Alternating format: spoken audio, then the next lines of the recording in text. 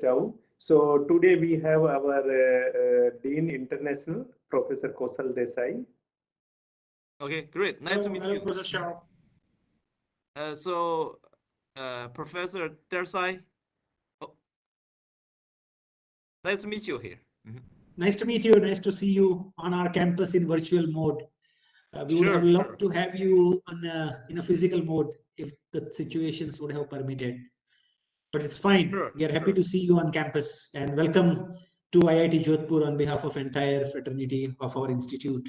We welcome you on the campus. Great, great. Thank you. Actually, I was discussing with Dr. Mahesh Kumar quite a few times. Try to visit your campus. We try to delay the visit and then again. Finally, I think we have to do, get it done. So Yes, it's yes. unfortunately I cannot come in person, but I would love to come. Or maybe in some other forum we shall collaborate and we shall be happy to have you when the world reaches to a normal and Uh-huh. you are on campus. We'll be happy to host you. Sure, sure. Thank you, thank you. Yeah. So yeah, Professor Desai, I think we can start this one. Yeah, yeah.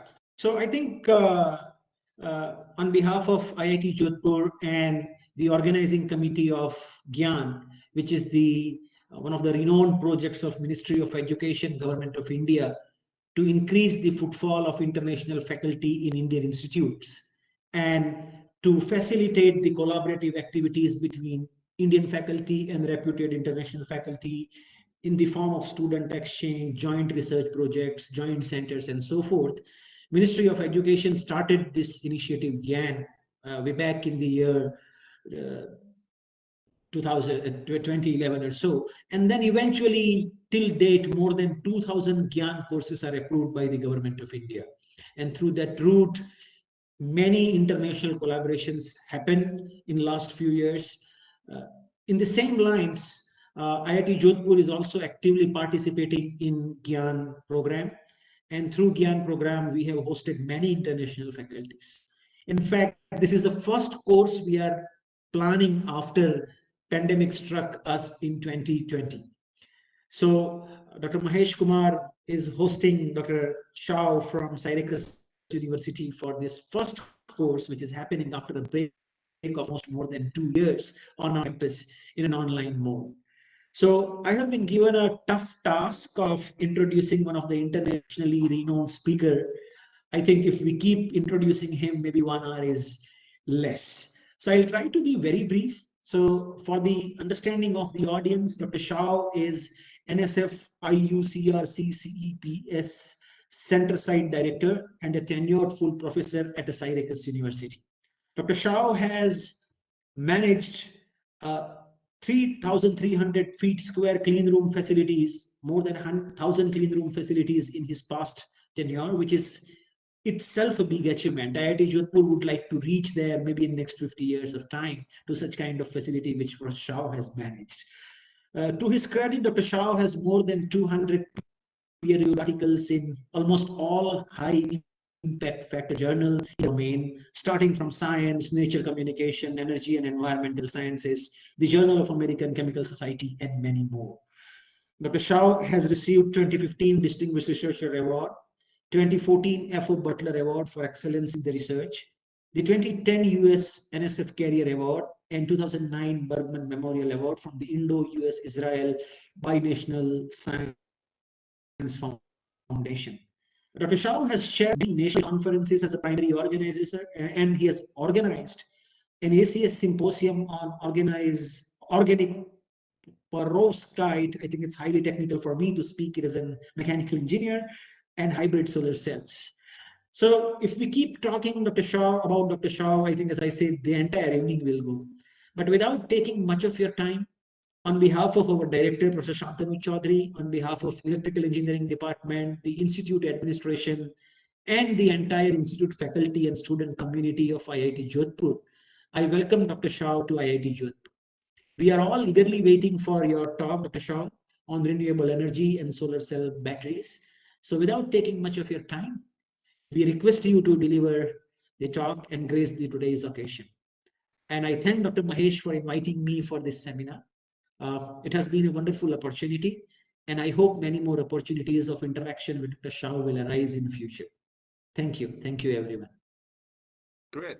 Thank you, Dr. Desai. It is great, for me to give a seminar here. And, I have been teaching the courses that has been organized by Dr. Kumar. For the last 4 or 5 days, I think the students have been great. There's a lot of questions. We have very good interaction with them. So thank you again. Yeah. So now I'm going to share my screen and then let's start my seminar, research. So as Dr. Desai just introduced, I'm from Syracuse University in upstate New York, and we have a center called, we have a center funded by National Science Foundation in United States, focused on solid state power generation, also storage. So basically for my research, I focus both on photovoltaics, that is, basically next generation solar cells, also including some fourth generation solar cells, such as silicon solar cells. But most of our focused on perovskite solar cells. Okay? And also, we have started a lot of research on solid state batteries. That seems another future for energy generation and storage. So in the future, if we think about how to get renewable, sustainable, reliable, or long-term, cost-effective renewable energies, both generation and storage will be important. None of that can be. So with that, in my research group, we focus a lot of the energy generation materials and devices, specifically the solar energy generations. So that's basically we try to develop the most efficient possible solar cells, photovoltaic devices. So that's why we work on active materials. That materials absorb the sunlight, and then also the Hall transfer materials and the electron transfer materials, as I taught in the courses. Right, this basically are PIN junction structures for photovoltaic devices.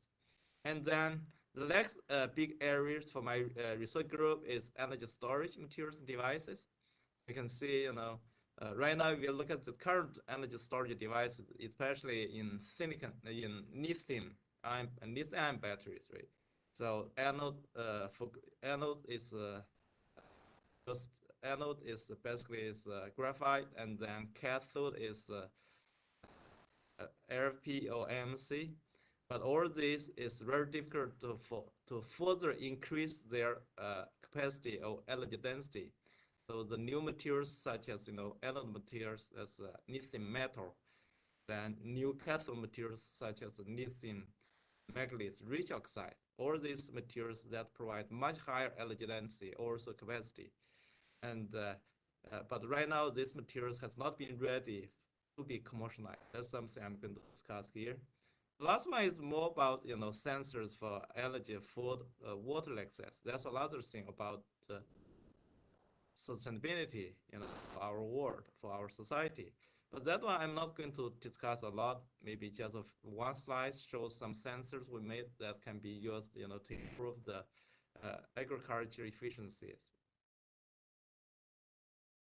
So the first section I'm going to, present will be the photovoltaic materials and devices. So I'm going to start with these devices. These actually double junction silicon solar cells, integrated with perovskite solar cells. So if you think about silicon solar cells, especially in the crystalline silicon solar cells, because as I showed in the class, right, I showed the wafer yesterday or the day before yesterday.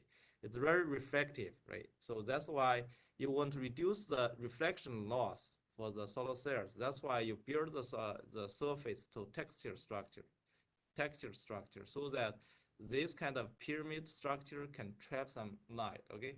When they trap the light, they reduce the reflection loss, okay? So with these structures, we deposit the perovskite on top of this texture structure. Now you see, it's fill all the gaps in the valley, in the pyramid, and then the top surface also pretty flat, okay? So also between these perovskite solar cells and silicon solar cells, there's tungsten junctions there. tandem junction, we use quite a few layers there, try to improve the tandem efficiency, because in double junction or triple junction devices, you do not want to see the charge buildup, is or voltage buildup inside the devices, because that can cause uh, local electric field, and then that trap your charge, so that can reduce the efficiency from the double or triple junction solar cells. So with that, the cross section, you can see the major part is N-type silicon crystals, and then on top of that, we build 3 or 4 layers, interfacial layers. That's including, you look at I0, right? I0, and then zinc oxide, and then that's basically the materials we build in between at the tandem junctions between subcells. Okay, and then with that, you can see we did a lot of characterization, also optimization. We optimize the perovskite layer thickness. You see the yellow part here. That thickness is also important. We change from 0.5 micrometers to 1.5 micrometers, and also the silicon solar cells, as you see, the texture size, right? The texture size that can reduce the reflections. That's also important. Applied, from smaller to bigger size. Then with that, you can see, both the silicon solar cells and then the perovskite solar cells, you put together, you can measure the IV curve, and then if you notice here, the voltage is pretty high, is 1.8, right? Typically, if you think about a regular single junction silicon solar cells, that voltage, open circuit voltage, about 0.6. Now, because the perovskite can get a larger one, volt, voltage, they add together, the total voltage can be 0.6, 1.7, okay? So with that, since this is a double junction solar cells, basically, the high energy photons will be absorbed by the perovskite. That's why the high energy photons, that has what? Longer wavelengths. This yellow part is for perovskite, and then this kind of, darker part, this is from N-type silicon. The silicon absorbs from about 700 to 1200 nanometers. The perovskite solar cells absorb about 350 to 700. With that, this device we made, and then it's actually made by collaboration with Sargent's group from Toronto. Most of the device was made in that group. So the efficiency is pretty high, 26%. This was published 2 years ago, about 2 years ago, in Science. Okay. And then important work for what we did for that joint project with Sargent Group in Toronto, that we actually create our own landscape mapping tools. And then with this landscape mapping tools, this is our in-house designed system. This was supported by the U.S. National Science Foundation, about $500,000 project help us to develop this system. So with this system, we can shine a pulse laser onto perovskite or any other, semiconductors. Then we can control the, circuit system there to let this device work under short circuit condition or open circuit conditions. And then typically under short circuit conditions, we can get information about the charge transport. Open circuit conditions will get the lifetime of the charge. The lifetime basically recognition lifetime. That's why, with the tip moving on the surface, on the samples, you can increase the resolution to 1 atom or 2 atoms, nanometers or even 1 nanometers. So with that, you can, correlate the electronic properties for the charge to the material structures or materials morphology of the, your samples. So this is very powerful tools. We have patented these systems, we have a US patent on that, and then we also published quite a few papers in this field, this project. So that's what I just mentioned, when you control the resistance of the control system. This one, the resistance can be simply from the oscilloscope, because eventually you want to measure the decay, right? The charge decay at open circuit or short circuit. Open circuit, you use very high resistance, that's 1 meg ohm. Short circuit, that's 50 ohm. So that you can measure that, and then you measure the decay, either for short circuit or open circuit. So this one under open circuit conditions that tell you, the recombination lifetime. Under short circuit conditions, it give you transport time, how fast charge can get out of the samples on the circuit. And then you can use, one, exponential or two exponential to simulate your data and then find out your lifetime. That depends on the mechanism in your device. You can, have one diode, two diode. That's probably similar mechanisms as we taught from the PV class. So here shows some results. You can see the first result we have here is let me this so I can see,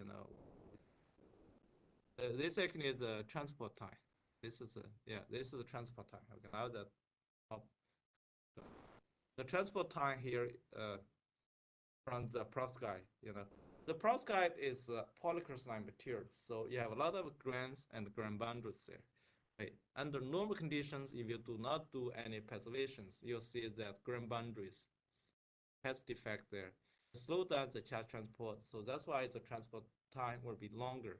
That's why if you look at here, this grain between the dark regions is the grain boundaries, right? Then if if we merge just that region, you can see left side I have very short, transport time. Right side I have very short transport time. Only in the boundaries, right? Grain boundaries I see very long transport time.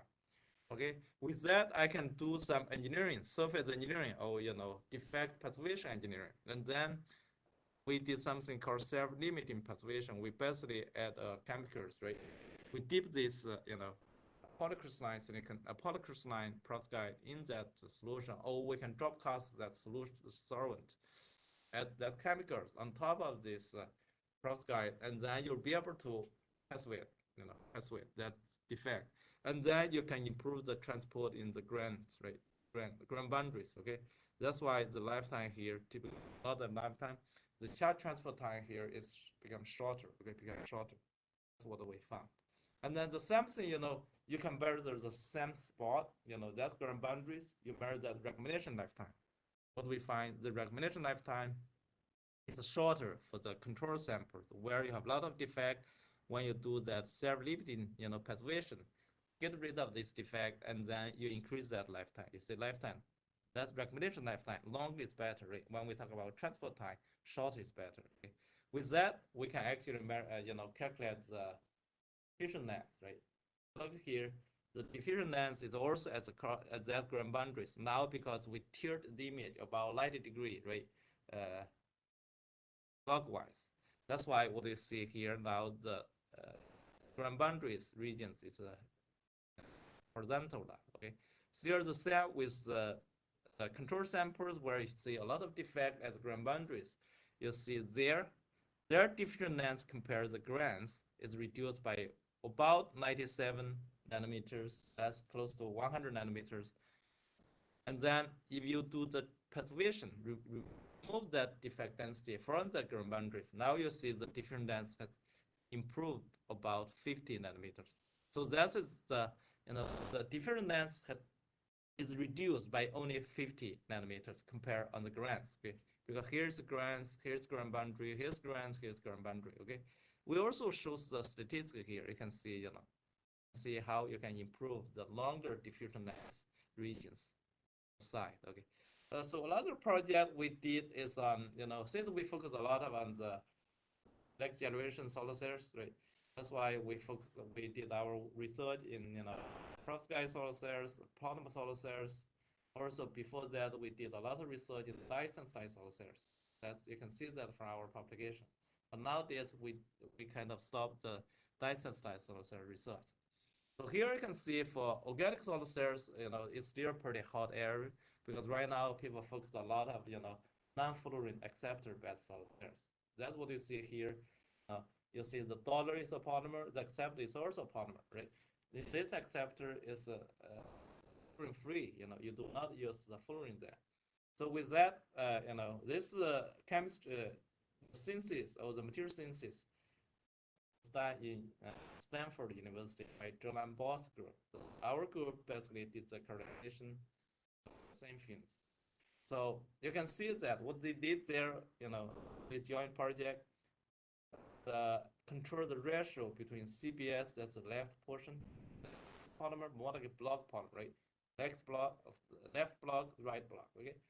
And then, but this block is alternate. It's not alternate. It's kind of one big block and another big block, okay? This X, the right side will be 1 minus X. So with, this ratio change, and then you can tune what? You can tune this home maneuver. So you can finely tune the home maneuver. When you tune the home maneuver, you basically tune what? The band structure. You tune the band structure, you can facilitate electron, transport or hole transport, or you can slow down the electron transport. Depend what is your purpose, right? And then you'll be able to improve your open circuit voltage and also somehow maybe current density as well, because you facilitate the charge transfer, and also charge transport in device.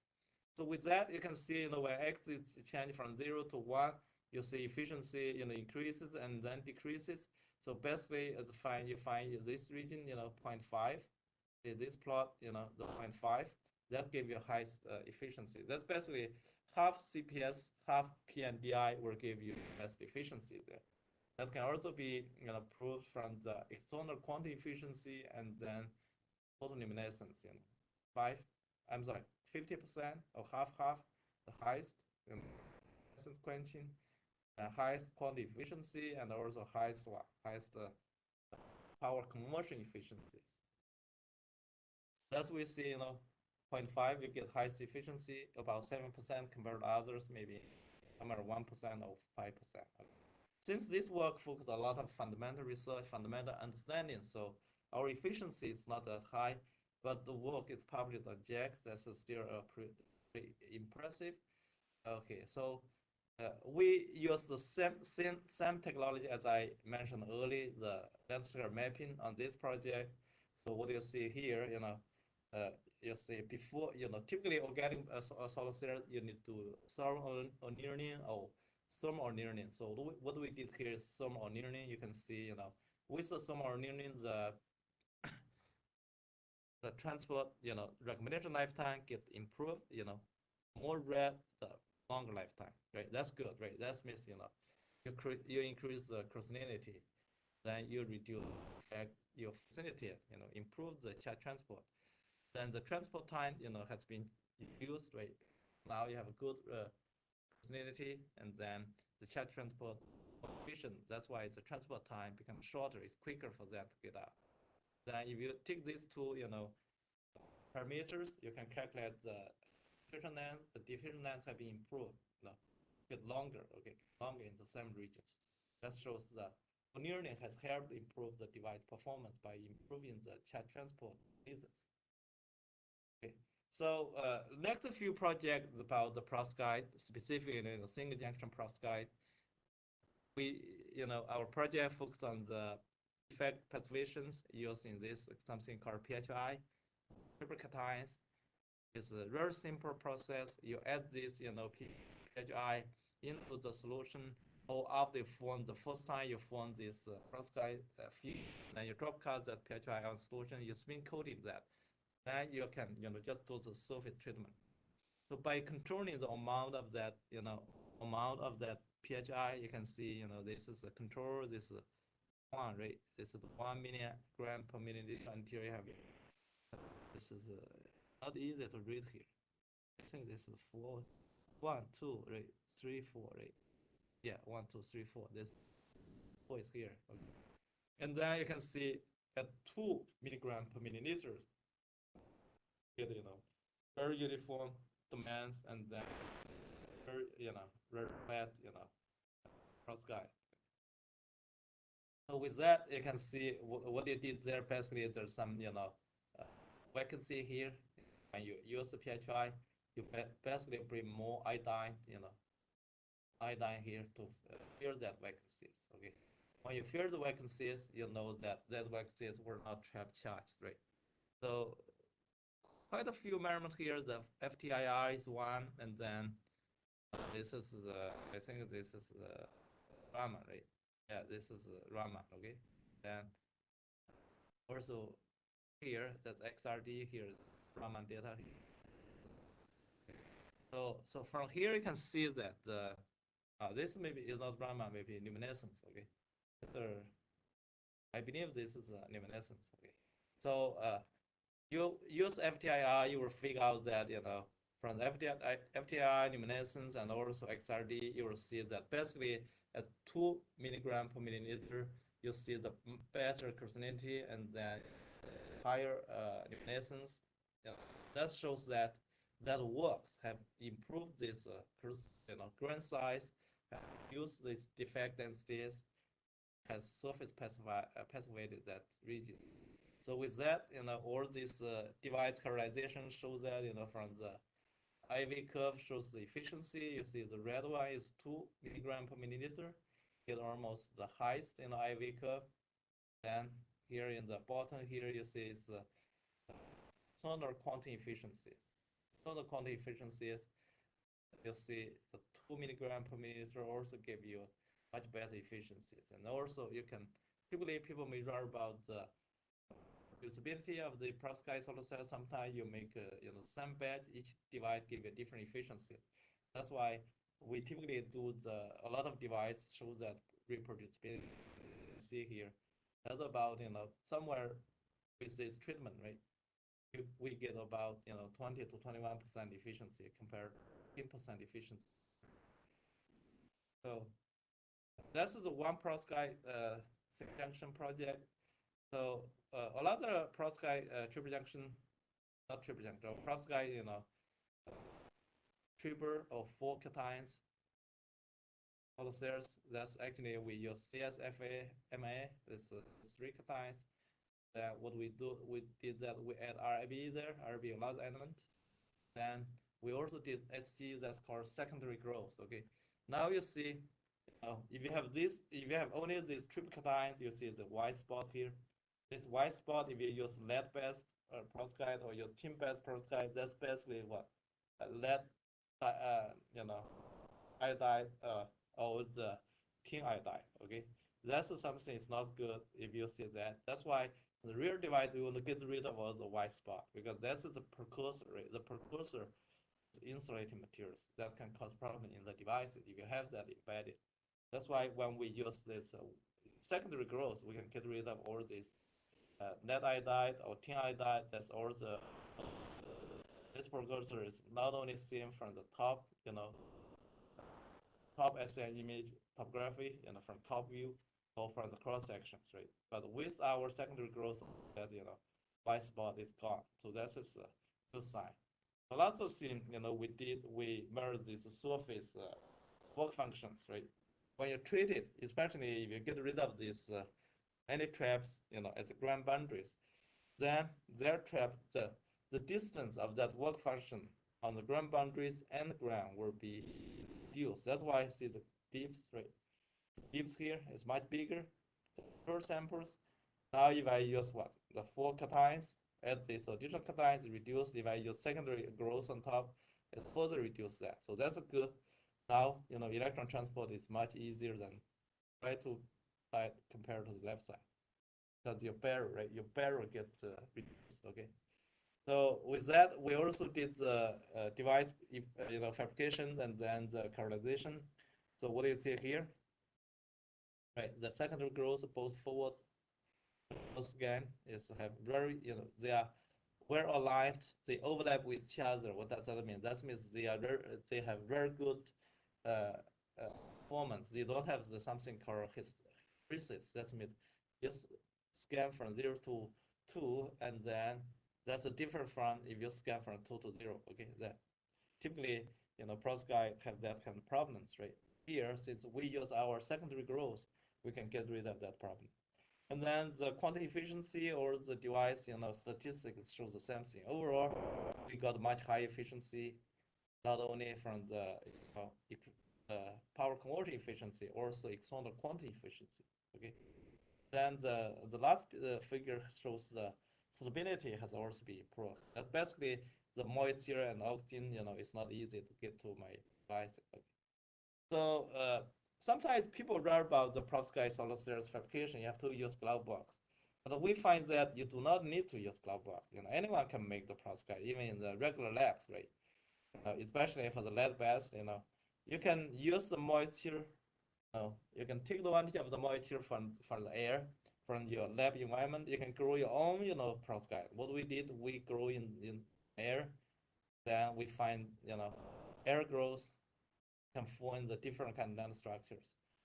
So the only difference you have, you prepare the precursors, you deposit on your substrate, and then put the substrate, in the air. Let them just sit there, right? Different time, different period, 1 hour, 3 hour, 5 hour, or 8 hour, 10 hours, and then you will see that net structure build up, and then the net structure decompose, right?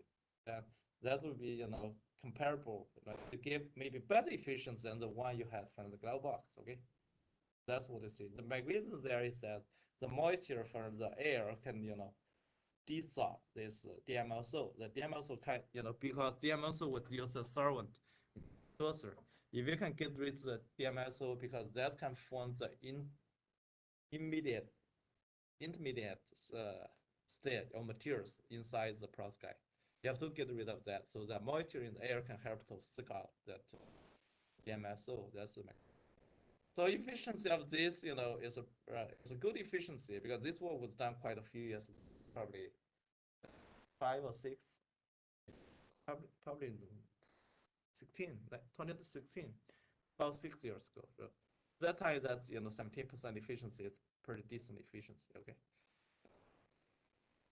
Okay, that basically just gives some example about what we are doing in solar energy generation. So next thing we talk about the energy storage. Okay, energy storage. You look about the different kind of battery technologies, right? You have lead acid batteries. You have nickel cadmium acid. You have lithium based lithium ion nickel based batteries, and then lithium ion, and then lithium metal, right? So look at the trend, right?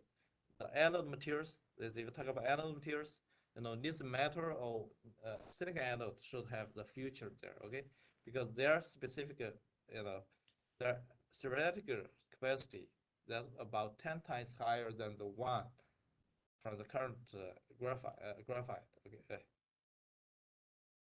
And also, if you use lithium, because lithium has a low redox potential, that's better, on the initiation, denunciation on the anode side, that can support fast charging. Okay. But the problem there is dendrite, lithium dendrite growth. So here is a slide shows you what is the dendrite growth, right? If you have lithium metal, right, lithium metal, and then if you don't do any treatment on surface, you take the lithium metal, use that as anode, and then use that, and then put separator on the top, and then put and then you add the cathode on the top, and then you add electrolyte, and then you can do the cycling, right? You charge, discharge, and then you find out that after even the 4 cycles, there's a lot of lithium ions will be lost, because they form something called dendrite, lithium dendrite. The lithium dendrite can lead to morsy or dead lithium in the structures. That's what you see here. See dead lithium, right? And this can cause problems, right? If dendrite goes very long, crack the anode with cathode, you see the device will be shorted, right? It can cause safety issues. When it's shorted, you can catch fire, right? Release a lot of thermal energy, a lot of heat right away, right? And then what we figure out is that we have find a simple way. We deposit something called tin fluoride on top of this lithium metal. Then you form a mixture of materials. That's lithium fluoride, right? Lithium tin alloy, and then these composite materials can help you form a very small structure there that can stop the dendrite growth, or this dendrite free metal battery. This work has been published on Nature Communications. That's good. Okay. So with that, you can see it can control the thickness of SCI, because when you deposit this tin fluoride on top of this metal, then you grow that materials, the 3 materials, the composite materials. These materials have different thickness, right? You don't want to have a very thin, because they will not be able to test with the structures or block the dendrite growth. You don't want to have very thick, because if you have the one that's pretty thick, you know that you're in a lot of interface impedance, right? That's why we figure out that we use like one weight percent, two, 3 weight percent, or 5 weight percent of tin fluoride, and then you can see we can tune the thickness from 10 micrometers to 25 micrometers to 55 micrometers.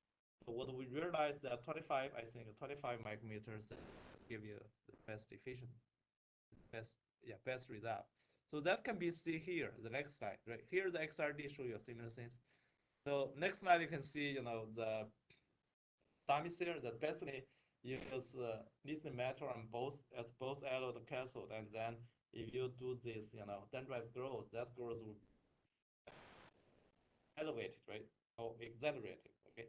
So with that, you can see, the bare lithium that can only, dimethyl, you can only discharge about 400 hours. That's, depends the rate, right? Depends the charging rate. Can be what? Can be 200 cycles. See, the battery will die in 200. By the way, this is accelerated test. Okay? And then if you add like 1% of the tin fluoride on top of silicon metal, increase that about 4 times, 1600. Okay, that basically you increase the cycle numbers because this is half C. If this half C, right, half C, then the cycle numbers will be 400, right? So this is okay, 1600. That'd be 800. Okay, 800 cycles. That's pretty impressive. And then if you increase to 3% of tin fluoride on top of this metal, then you increase that to 26. Okay, that's about 1300 cycles you can get. But if you keep increase that, to 4% or 5%, you see the cycle number reduces. Okay, so that tells you, you have to optimize the amount of tin fluoride you use surface, and then meanwhile you'll be able to engineer or control thickness of this conservation there. Okay, and then with that, that's also is consistent, right? We see 25 micrometer is the best, and then if you do this, impedance, you find out the same thing, right? 25, you give the lowest impedance, 5 here, the red one, and that's not only for fresh or so fast cycle numbers, different cycle number, you get the same result. Okay, and then with that, and do some further measurement. This is just we put the data together as comparison. And then you know that if you have this dendrite, and then you have these needle structures, right? Dendrite, there's a fiber network in there. Then you can use SEM to see that pretty easily. Even after 4 cycles, you both charge and discharge, they will see there's a lot of dendrite growth for the sample. But for your pathway sample, there's none of that. Okay, and then you can do the same thing for 10 cycles or 100 cycles. Then you see 100 cycles also. So with your passivation layer, it's very dense, very smooth, but with your dendrite, without the passivation layer control samples, has a very rough surface, a lot of deadness on the surface. That's what you see there. With that, you can see that the first layer performance has been improved. Right? See, this is the bare lithium decay quickly, and then our treatment is more smooth, and then you can see also the cycle numbers, voltage with the specific capacity also high, right? Bare lithium. This is third cycle. Okay, third cycles.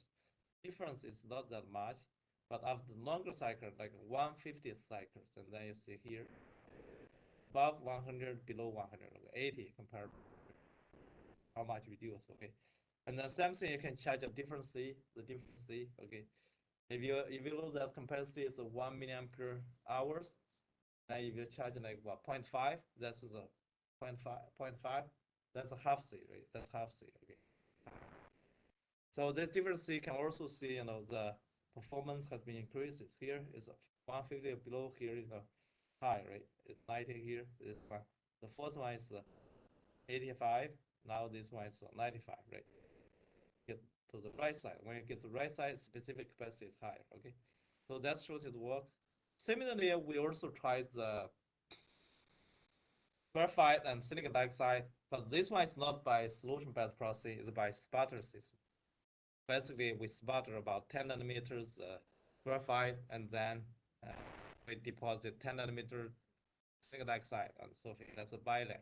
With that bilayer can also form, situation there to stop dendrite growth. Similarly, you can see, this, it's half C, right? Half C, 0.5. The half C, you see that is has been improved by 4 times, and then once half C to 1C, and 1C is higher charging rate, then increase about then just 2 or 3 times, or 3 or 4 times. So overall, this work has been published in Advanced Energy Materials. So, and then you can also see the full cycle dendrite has been so big, so that way you see a lot of network here or needle structure here. Then after 100 cycles, many of these accumulate to something like this on the surface. But if you look at the graphite, silicon dioxide pathway layer is very smooth. There's not much change there. Okay, and then when you use that anode and then use typical cathode materials, MC, that's nickel manganese copper oxide, right? And then also use RTC, okay, RTC, that's titanium, right? You can use both of these as cathode, and then you'll figure out that overall efficiency has been higher when you use polymer layer. The longer cycle numbers, cycle stability also have been improved. Different cycle numbers, you can see the capacity has been improved to the right side. Okay, right side when you have this bilayer passivation. Okay, so this is about the energy storage, pure energy storage. So another project I'm going to talk about will be the solar rechargeable lithium batteries. Since we are working on both solar cells and also on batteries, we try to combine the two devices together. So in the future, you may see, there's a solar panels, top one can be solar cells, bottom one can be batteries. I worked together with this work published on advanced functional materials, like I think last year, okay, last year or year before, okay.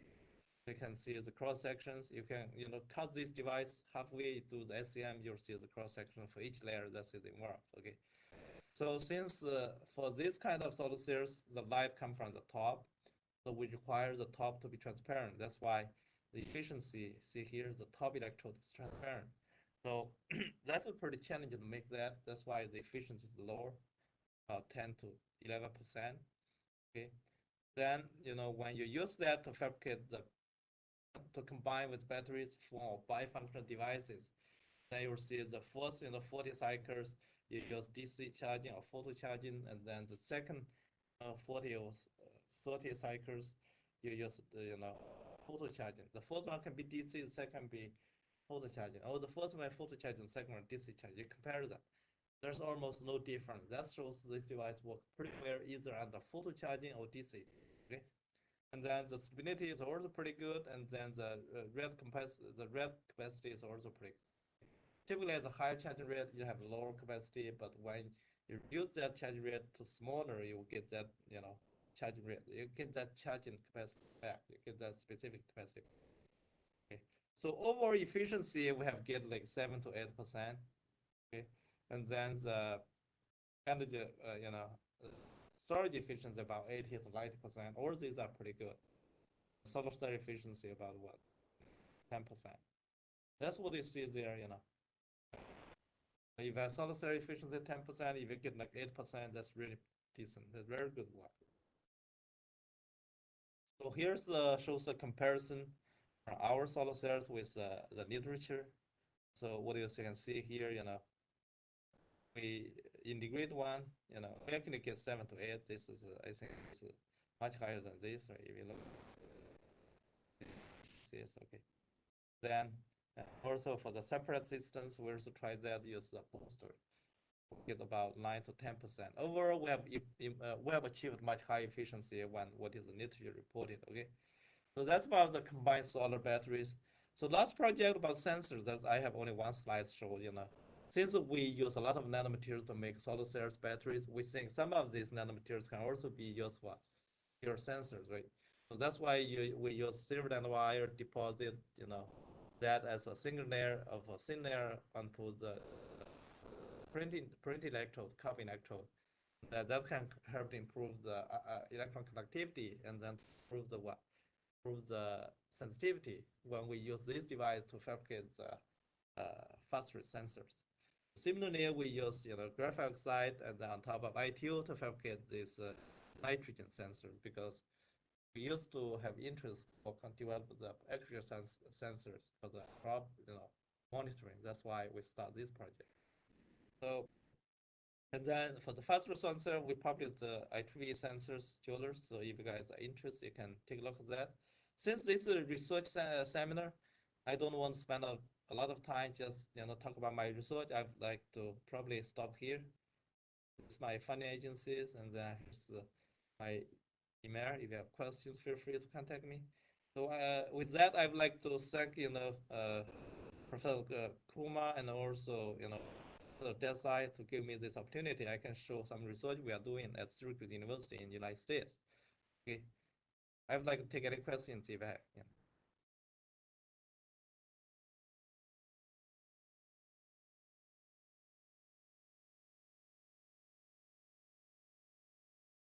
Thank you, Professor, for such a nice seminar. I would like to request participants, if they have any question, they can raise their hand or they can ask in the chat box. I'll read it on your behalf. Yes, participants, we have 10 minutes. You can ask your questions.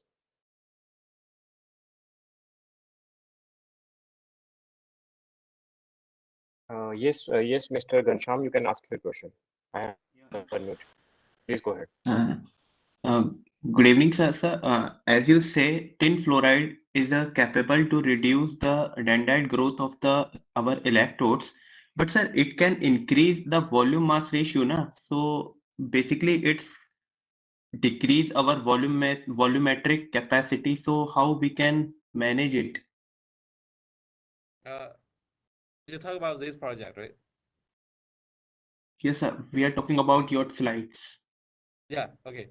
So you said there's a value increase. That what do you mean? Is that the question?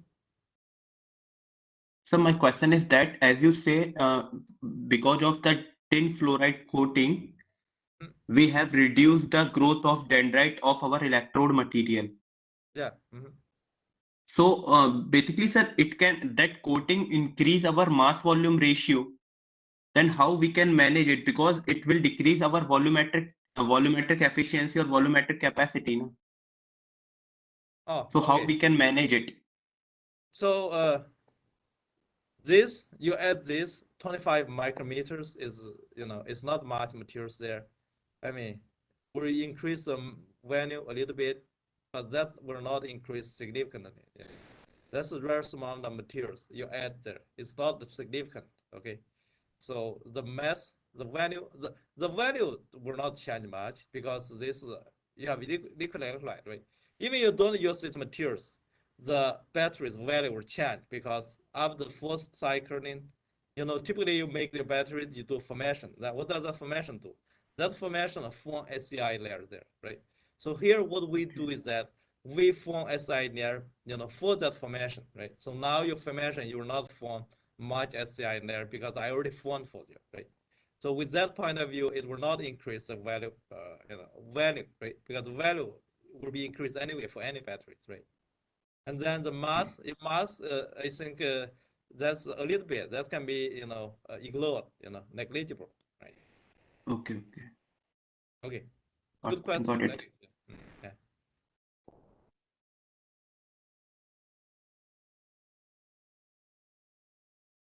Yes, participants, if anybody else have any other question.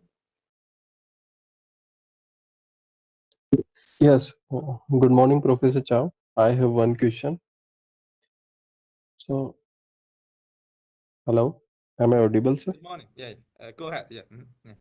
Sir, I would like to know that what is the highest performance of solar cell fabricated at atmospheric condition? Like perovskite is very much unstable in atmospheric condition. When we talk about methyl ammonium lead iodide, so once we fabricate it in atmospheric condition without glove box, so we find that efficiency is drastically reduced. So I would like to know what is the highest reported with atmospheric condition, as you have discussed in your slides that Oh, we are getting. you mean the air, right? Is that the question? Yes, The sir. ambient condition, you mean air conditions, right? The highest efficiency. Uh, Actually, not many. I mean, not many works have been done to show the perovskite fabricated in air. Typically people use the glove box and then they do some sealing inside the glove box, or even if they do not do the sealing, the fabricate inside the glove box and then they bring it out to test right away. So the perovskite has a problem. Most of the problem come from the moisture than the oxygen, right? So you can actually, if you can, control the environment, especially in the lab, right? You can, uh, dehumanize the room, the lab. You get rid of moisture. You create the room to dry room. You may not have much issues for the segregation of the perovskite. Okay, so the moisture has a lot of problems. So, so answer your question, the highest efficiency, because there's not much work for the literature use ambient, conditions. I can only speak our way. Our way, you can get about 17% efficiency. That's the Okay, so highest. Yeah. 17 is quite high number actually. And sir, Okay. one more question that everybody knows that there is problem with methyl ammonium lead iodide. Is any significant work in the direction to find the another efficient perovskite material or any alteration in the material to make it suitable for atmospheric conditions to fabricate in ambient atmosphere? Oh yeah, that's a good question. So typically uh, people try to improve the stability, right, of the perovskite.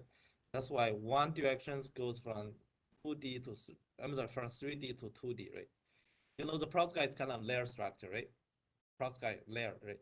If you can create the layer structure to 2D, then you know that 2D perovskite has better stability because there's not much gap for the moisture, to the or for the other, gas molecule to get into that. It's such as moisture, right? That's why a lot of research goes to from 3D to 2D perovskite. Okay, so another way, people try to replace the lead with tin because lead is toxic, and also that organic component, uh, CH3, NH3, right, NH4, right. So these things are also the stability, cause stability issues because they are soft, right. They stay in the polycrystalline, fumes, and then there are some ions diffusion, including this, organic ions. Okay, they can diffuse. That typically called ions migration. Okay, that's why people try to get rid of this organic part, make all inorganic perovskite material. So these are all different directions, by trying here. There are a lot of research. Each day you see different paper come out. I hope I answer your question. Yeah, Professor. Thank you. I got your point. Thank you for Great. answering my query.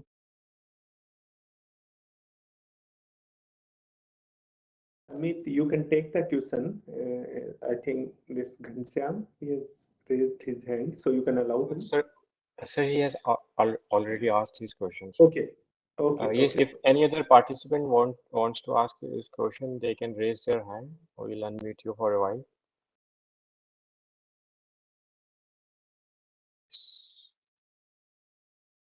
Yes, Mr. Sumit, you can ask your question. Yes, sir. So, sir, my question is, silver is a low-cost metal, which is widely used in a top electrode material in a solar cell.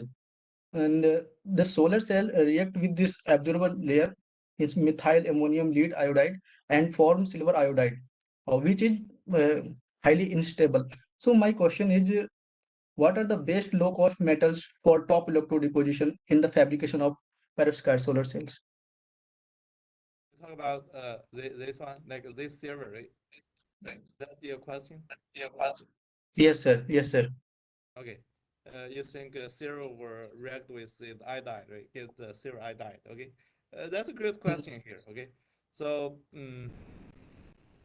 there's the you can think about this way. The matter is commonly used typically in the lab, because you have evaporator, you can evaporate this matter, you do the metallization very easily, right? Typically in the lab we use this, and then in the industry, if you think about that can be issue, you can change that matter to others, and by the way, also, you can do the interface. Typically, there's the interface here. Look at here, the theory.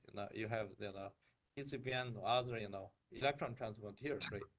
If you see these electron transport materials, if you can replace this with titanium dioxide or tin oxide, right? You see people use titanium oxide or tin oxide, right? And then, that can block, the contact directly between the server and then the perovskite, right? That can also solve the problems. And there's also, other way, I think you can put, in the fascia layer, so to stop the contact. That's probably something I just mentioned, right? The electron transport layer or hole transport layer can have that kind of effect. Okay, so if you think about the long term, commercialization, because not much, I mean, nowadays in lab, people try to use dark bleeding, other things to make it bigger, because the gap between the lab-based device to commercialization will be scale up, right? Scale up is the issue. So when we talk about the what matter, your question? Yeah, please continue. So I think so. Okay, so when we talk about this, the matter issues, you will also consider, probably when you make the device bigger, right? Device bigger, and then your contact may not cover entire device. For example, you make 1 centimeter, like not 1 centimeter, like the wafer, right? Silicon wafer is pretty big, right? If you make that big of, perovskite solar cells, as a single device, and then you collect them in series or parallel, you may not want to use so much, silver there, right? Then you may, try other materials or silver nanowire or even, aluminum, right, on top. So, but I'm not sure if, have you ever seen the report aluminum can also, form the react with iodide and then form aluminum iodide? That may also happen, right? So for this question specifically, I think I can only, respond from, I think maybe right, because we have never, think about replace silver in our lab, right? We tried aluminum, tried gold, In the lab-based testing, this is not a big problem so far. Yeah. Okay, sir. Thank you, sir. Thank you. Yeah. So we don't have any other question. With this, may I request Professor Mahesh Kumar sir to kindly proceed from here. Yes, yeah. So I would like to thank Professor Chow for delivering this one research talk, and yeah, thank you so much for delivering this one nice talk about your group research activities on the perovskite solar cells and batteries. I hope this one many faculties and students they will get the ideas from this one, and they will contact you this one regarding for future research collaborations. And again, I would like to thank Professor Desai for joining this talk and introducing this one. So thank you so much. Yeah. You are muted, Professor Desai. thank you, Professor Shao, and thank you, Professor Kumar, for hosting such a wonderful talk in the evening. Although we have trouble, Professor Shao, early in the morning for a talk, but I think it was worthy for our students and faculty members listening to Professor Shao. Thank you. Great. Thank you, Dr. Desai. Thank you, Dr. Kumar, and thank you everybody here. So. Yeah, thank you. So now, yeah, participants, we will move on our tutorial. This one today, as Professor Chow, he has showed this one conducting AFM under the light, basically how they are doing. So again, we will go in the lab and how to characterize basically these samples, mainly at the nano level conductivity, how to measure this one. So we are going to discuss that. Okay, great. Yeah, yeah. So, I Dr. think Kumar, a question here for tomorrow, right? Tomorrow, you guys are tomorrow too, right? The exam, how do we do the exam? Do we have to do the exam or no?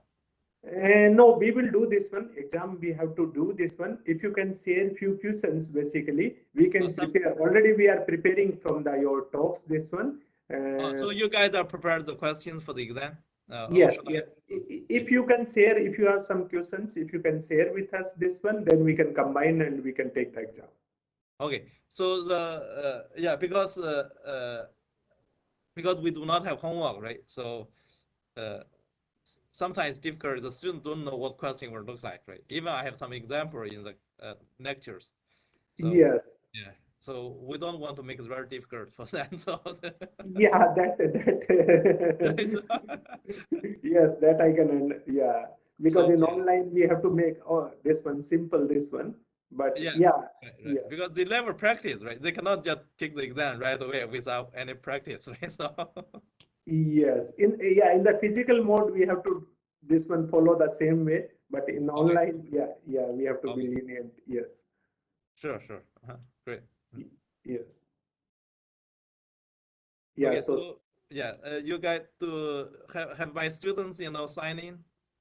yes, already Eugene you is can here, right? has So Eugene is here. yeah, Okay. yes, yes. Okay. Thank you. So, Professor Chow, you brought the same this one your AFM system from South Dakota, or here you have Oh, the got Sam. I brought that Okay. to here. Yeah. Okay, okay, So you great. saw that before, right? You saw that. Yes, yes, I have used that one. Yes, okay. Great. Yes. Yeah, thank you. Thank you. So I will ask that Yuchen to take over. Yes, yes.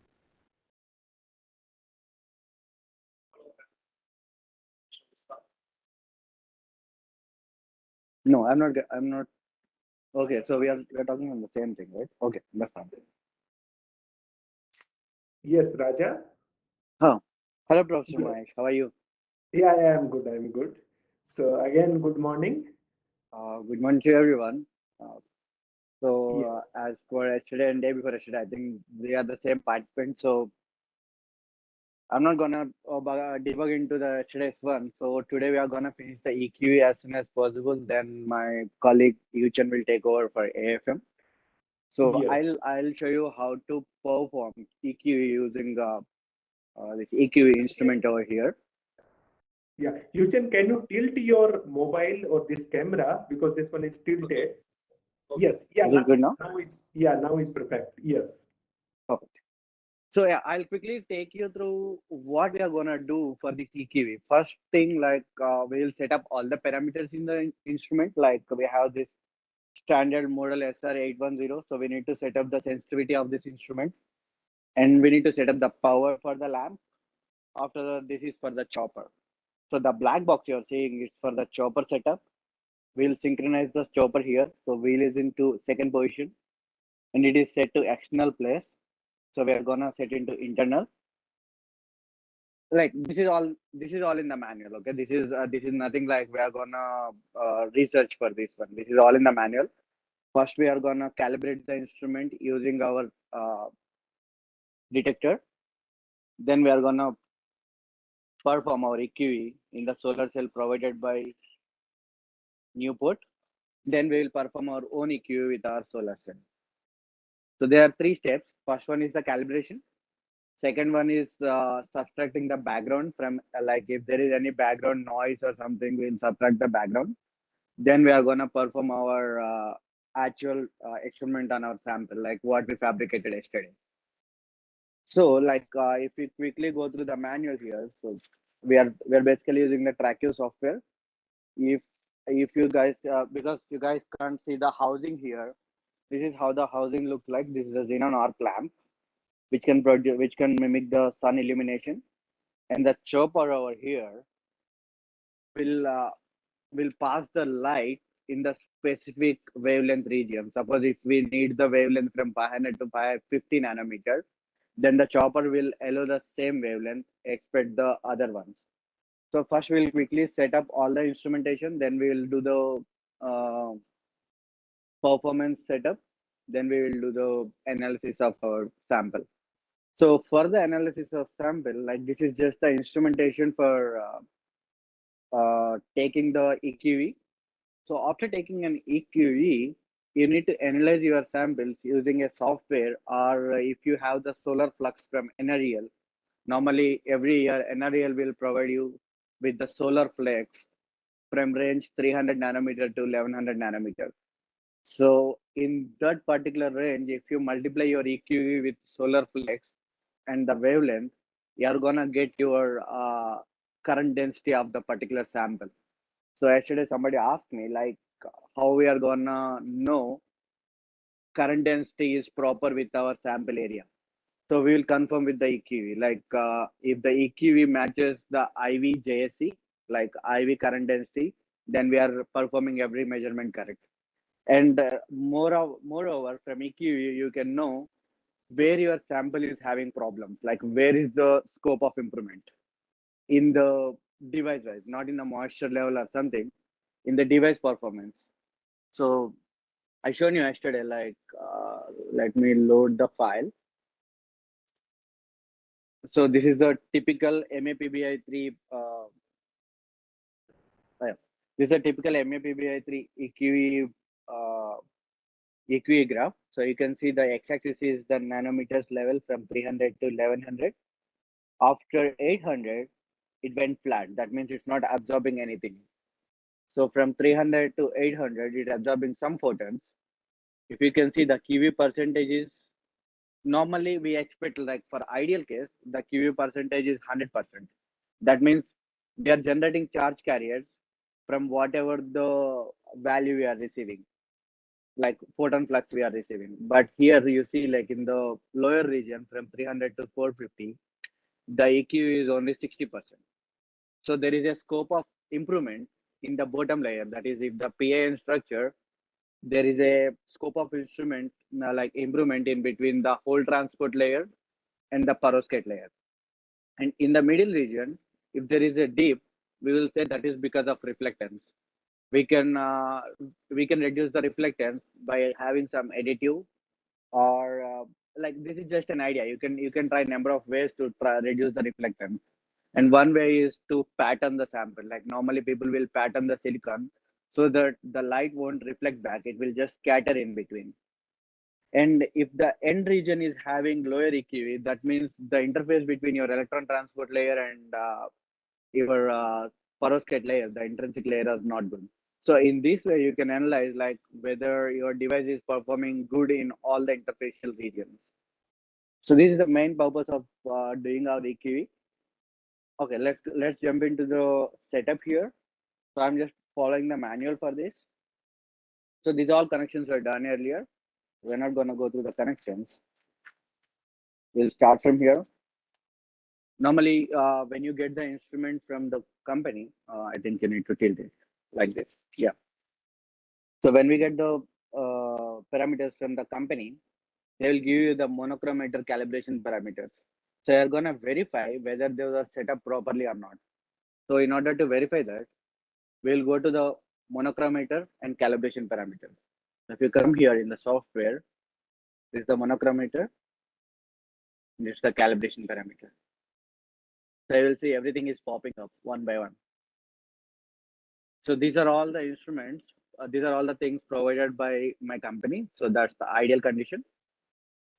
You press OK. Then you will verify whether your monochromator and the detection instrument are connected. If those are not connected, these things which are illuminated in green will be in red color like this. So now my monochromator and detection instrument are connected. So I'll go to the next step, is setting up the grading parameter. So these grading parameters normally have 4 settings, like grading 1, grading 2, grading 3, and grading 4. It normally decides in which wavelength you are going to perform your what is that, the experiment. Suppose if you want just up to 300 to 800 nanometer, then you'll go for the grading 1. If you want till 1100 nanometer, you'll to go through the grating 2. If you want less than 300 nanometer, then you'll go to the grating 3. But for this setup, since this instrument is optimized, we'll select as grating auto. So the instrument will decide on your experiment, like what grading parameters to take. So for that one, we'll go to the monochromator and gratings. So you see the grading parameters 1, 2, 3. So currently my device is set up as 440 nanometer wavelength. I can quickly change that wavelength here. If I just click on this, it will go to that 555 nanometer where I can get the green line. So now I'll go to grading. You'll see that 554.99 nanometers. And my automatic grading changeover table, if I'm selecting the grading from 1 to 2, I'll be doing my wavelength till 1100 nanometer. So that depends on your how you want to perform your EQE depends on your band gap of the solar cell you are performing. Suppose if you are taking a medium band gap solar cell, then you want to perform your EQE in between 300 to 500. If you are taking a solar cell with low band gap, 1.12 electron volts or 1.2 electron volts, then that band gap range will jump to 1100 nanometer. So this is SRS parameter setup. This SRS parameter setup will decide the sensitivity of your instrument. So how much how much gain you are gonna get from the signal. So quickly we'll go through this one. This is the interface selection, which is here. So if you see, I'll show them. If you see here, this is the GPIB setup. This is the communication. We'll say the address is 2, baud rate is 9600.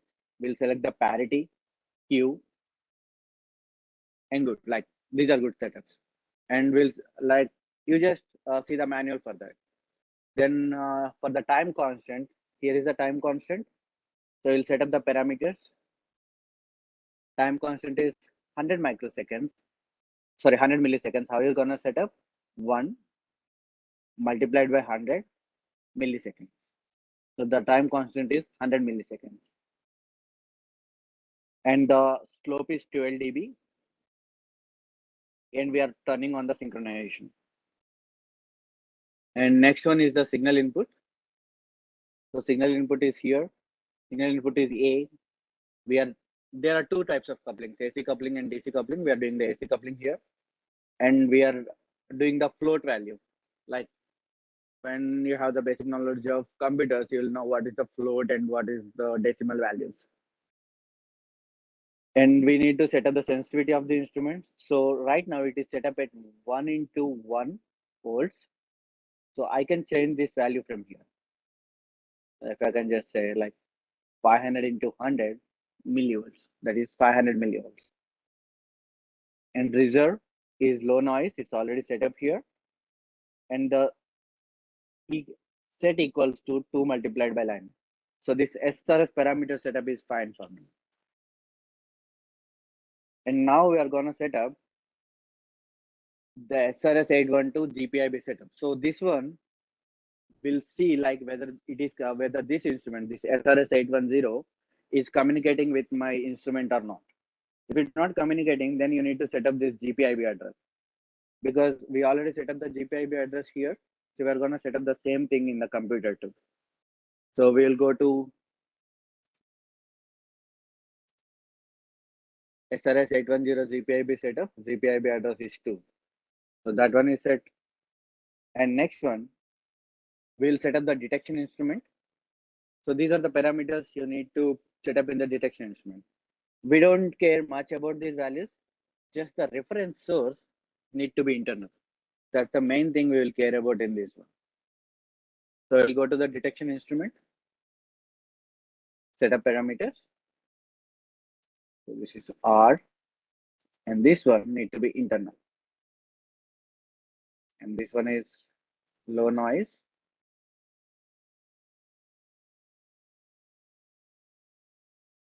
(500 millivolts per nanoampere).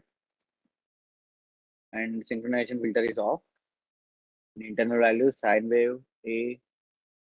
This is 100 milliseconds. Frequency is 25 because we already set up over here, that one. And this one is line into 2x. So we'll press OK here. That will transfer the parameters to this instrument. And next one, we'll set up the chopper. So this one is the chopper. The wheel is set up to 2. And synchronization is, will go to external plus. And mode 3 is normal. And this is the frequency setup. So this all instrumentation is set up. Now we will go to the power supply. In order to save time, I already turned on the light. So normally we will keep this one at 16 amps, like this. I don't know if you can see the power, but the power is here like 300 watts to 330 watts. So the power can be in the range of 300 watts to 330 watts for this particular instrument. And next one is the destination wavelength. So how much wavelength you want to set up in that instrument. So normally that one you can see from here. So the destination wavelength right now is 555 nanometer. And one more thing we can set up here is the slit width.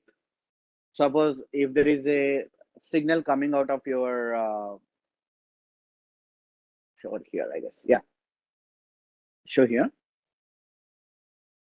So normally you want the light coming out of your instrument to be as thin and as thick, as small as possible, so that you can concentrate in the particular place.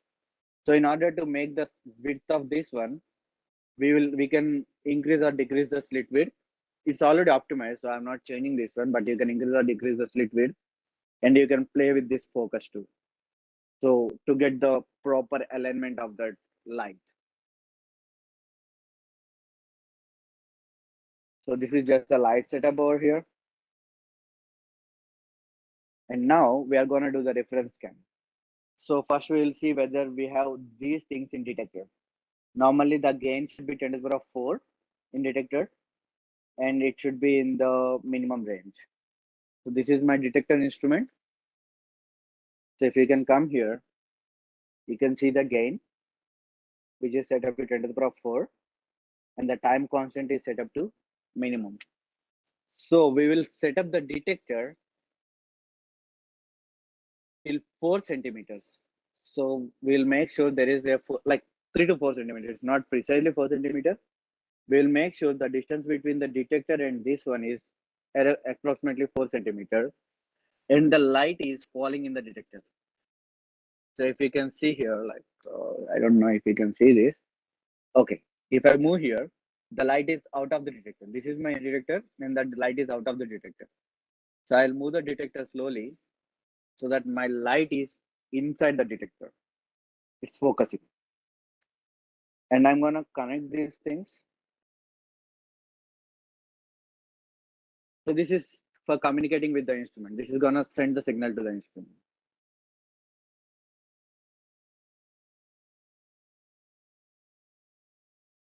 And this cable is for the input from the instrument.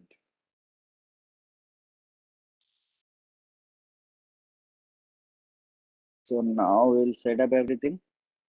Okay, I forgot to tell you one thing. While doing this experiment, we need to turn on and turn off the light for a couple of times, because since we are scanning the instrument at the particular wavelength, we don't want all the light to enter into the instrument. We want that particular wavelength of light to enter into the instrument. That's why we don't perform all the wavelength. So once this one is set up, once you connect all the things, then you'll go to the reference scan. So in scan, you'll go to the reference scan. Where is my reference scan? Yeah, this one. So my starting, you can set up the time here, like how fast you want to do, how many points you want to scan. So I want to wait 100 milliseconds after the scan, and pre-scan wait is 200 milliseconds. So once I start the instrument, it will wait for 200 milliseconds, then start the scanning. After scanning, it will wait for 100 milliseconds to avoid any disturbance in the instrumentation. and the time like the interval. So it is gonna scan from 300 to 1100 nanometer. So 300, 310, 320, 330. So it will scan in the steps of 10. So I'm gonna delete this one. This one is done. So now you are gonna set up the QE gain setup. This gain already we set up here. We are just transferring to this computer. So we'll go to the options, QE gain setup, and these are the measurements already done. So now I'm gonna turn off the light. I hope you guys can see something. I'm not sure.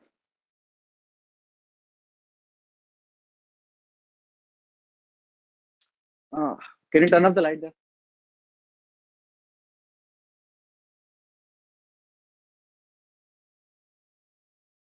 So you can see here the light is falling in the detector here. No light. Okay, let me show. Yeah. So this is the light falling in the detector. And once I select the sensitivity, I'll select auto gain. So if the gain is not good, you're gonna see a overload button here. Let me show you. Yeah, see this red one. So if the gain is not set up properly, then you're gonna set the overload. You're gonna activate the overload. Then you can't get your instrumentation properly. So for that, I'll get rid of that gain.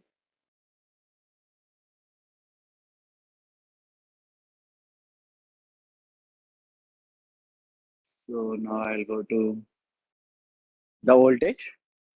So all the parameters are set up now. Then I can perform the QV gain setup here. So this is the perform wavelength scan. So all these parameters were set up. Then I'll perform the QV gain. So scan and perform the wavelength scan. So I'll perform the wavelength from 300 to 1100 nanometer. So if all the instrumentation is perfect, you are going to see a wave like this. So let's see. It's gonna take like a couple of minutes to finish this one because we put the wait time for each step. If we can see here, it's calculating for each step 360, 370, 380. So now it's gonna scan from 300 to 1100 nanometer.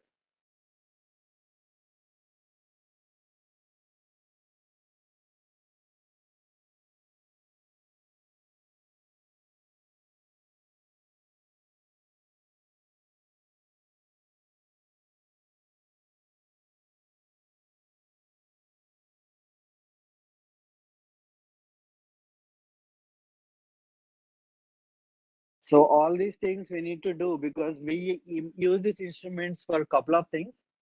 One thing is for EQE, and the other thing you can do with this instrument is like I'm pretty sure like many of you might seen the UV visible spectroscopy to see the absorption of our sample. Like if there is any organic sample, if there is anything, we can see the absorption of a sample. So that's where we use UV visible spectroscopy. So we can replace UV visible spectroscopy with this instrument. This instrument can do two things. One is the EQE and one is UV visible spectroscopy as well.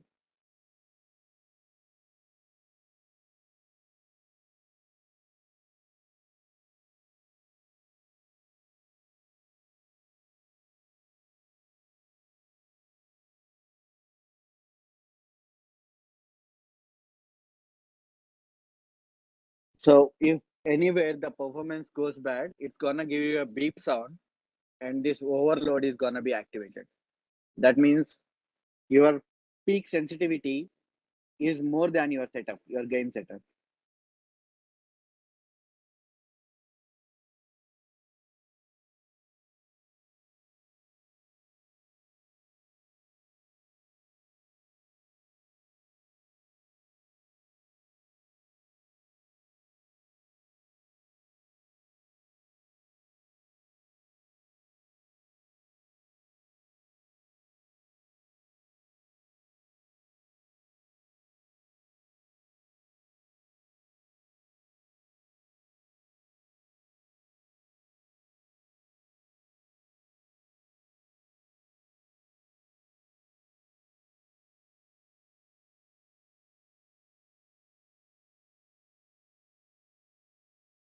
So you can see here, it's performed up to 1100 nanometer now. So can you turn on the light over there?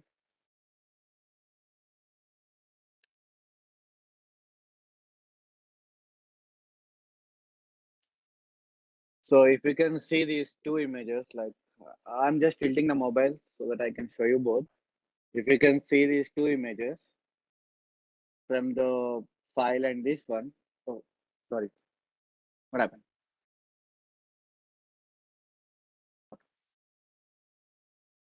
Yep.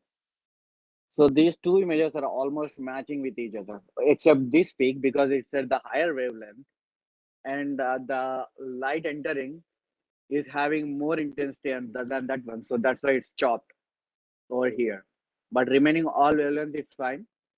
And especially I don't mind about this thing because my wavelength is not reaching that. So remaining wavelengths are fine. So this is good enough for me. I'll save the file, save scan data. There is a particular format for saving this data. So I'll create a new folder to 1822. So this is reference one underscore. There is a number for each of your detection instruments. So that number is 173 for my detection instrument. So I'll say reference 1.173. So the next step is I'm gonna close the shutter. Like shutter means I'm gonna close all the intensity entering into my detector, and I will perform the background. Like if there is any background noise in the detector. So I'll perform the background noise for the detector. Then I will subtract the background noise and see whether I'm getting the same wavelength or not. So for closing the shutter, you can do it in both ways. Like you can just close the shutter from here, or you can come here and go to the shutter, close. Okay. So the shutter is closed. Then you'll go to the wavelength 555 nanometer. It doesn't matter if you don't go there because you already closed the shutter.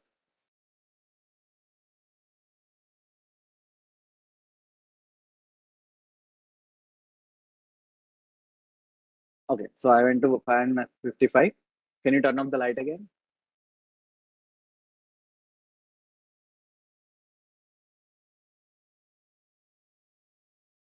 So I know my noise will be very low because there is no light entering into the instrument. So that's why my gain will be so low for this one.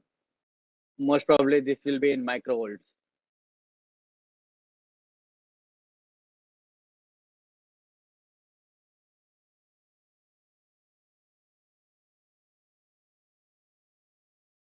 So I'm gonna set up this one to manually 5 into 1 microvolts here. You can see that I will show you once the light is on. This is the microvolts and this is millivolts and this is volts. So now I will perform my scan, perform wavelength scan.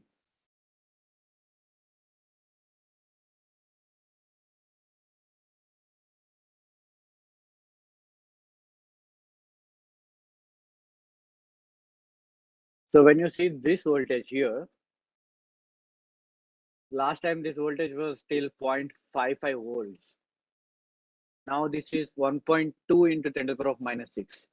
So this voltage is very low. This is just the noise generated by the instrument. So we want to subtract this noise when we are measuring the actual instrumentation.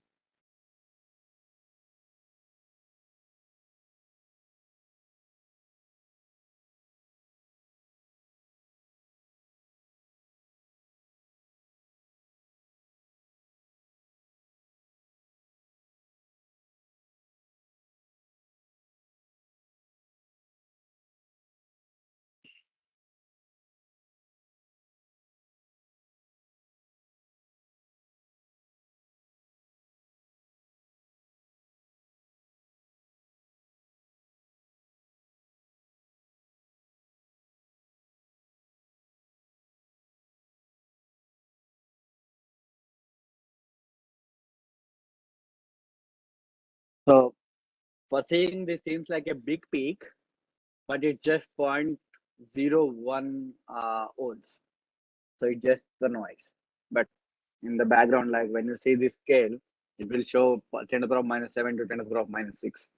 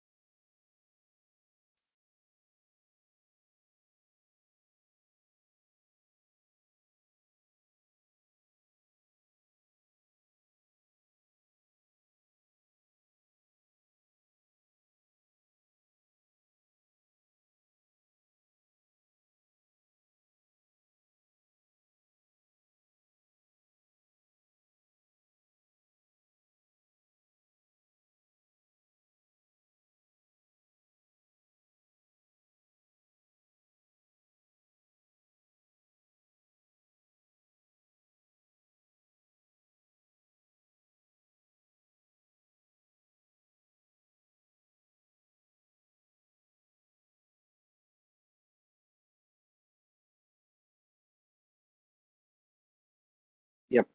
So when it is done, it will activate you to save the data. So you'll go to File, Save Scan Data, Background, Detector. So now the next step is subtract this data and get the reference data again. So we will load the reference data like background data here, background file, load, and I am loading the background of my detector. Background detector, then toggle on off. So when you toggle on, you see this background file here. When you toggle it off, you're not gonna subtract any background. When you toggle it on, you're gonna subtract your background. So now next step is to open the monochromator. So I'm gonna open the shutter. So that sound, like the clicking sound when you hear, like that's opening the shutter. So I'll go to 555 nanometer and I will see if I'm getting any light out or if my chopper is blocking everything. So chopper is normally a veil which can chop your light. So if you can see here, again my light is coming. So I'll perform the scan again. So for before that, since I'm focusing the light again, it went to overload because the light intensity is higher than my sensitivity. So I'll perform the auto gain again. So it's right now it's in millivolts. I'll convert it to 1 into 1 volt.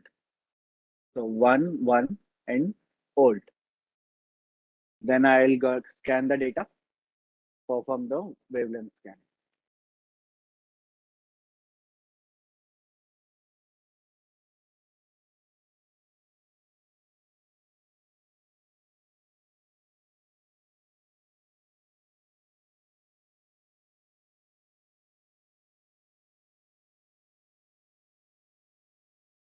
Even if you want, you can do it in the scale of like zero point 0.5 or 5, but it's gonna take longer time, like to do one set of EQE.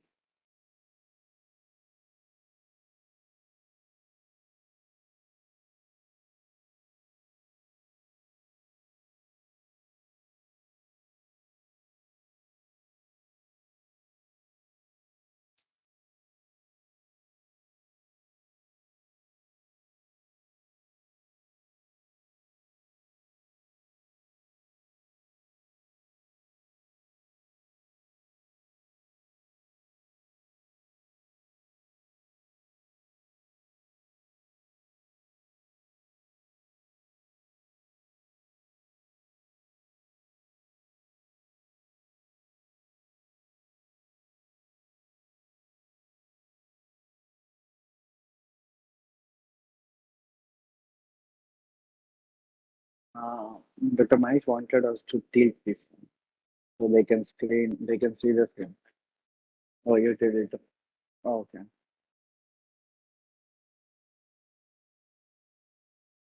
So participants, if they have any question, they can ask this one. Just they raise, I think Ashok, you want Nipun, you can, I think you can allow Ashok. Amit? Yes, Ashok, you can ask me the question. I have unmuted you. Hello, Raja. Yep. So, I can hear you, Ashok. if can we select the particular wavelength from that from source matter? Source material. From that power, so that xenon source from, can we any system with you that we can select a particular wavelength that like 300 nanometer, or we can select a range of wavelength? We can select the particular wavelength too. Like we can select the range of wavelength and particular wavelength, both of them.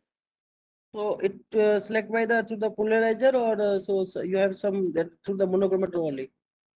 We can select through the software itself. Like it will just send the command to the monochromator.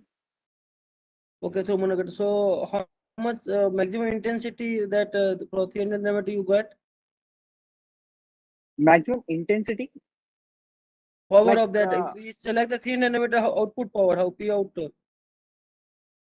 So the output power, it depends on the wavelength you select, right? Like because if you select the 500 nanometer wavelength, 600 nanometer wavelength, we care about the light intensity, light we are projecting than the power of the instrument. Like we don't really mind how much power we are getting, but we will care about whether we are getting the light at that wavelength or not.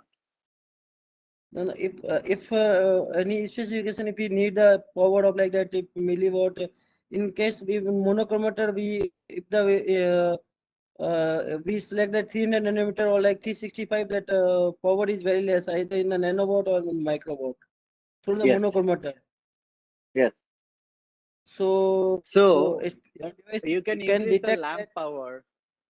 We can't detect that one, but if you want, we can increase the lamp power here. Power is a 300 watt, na? Yeah.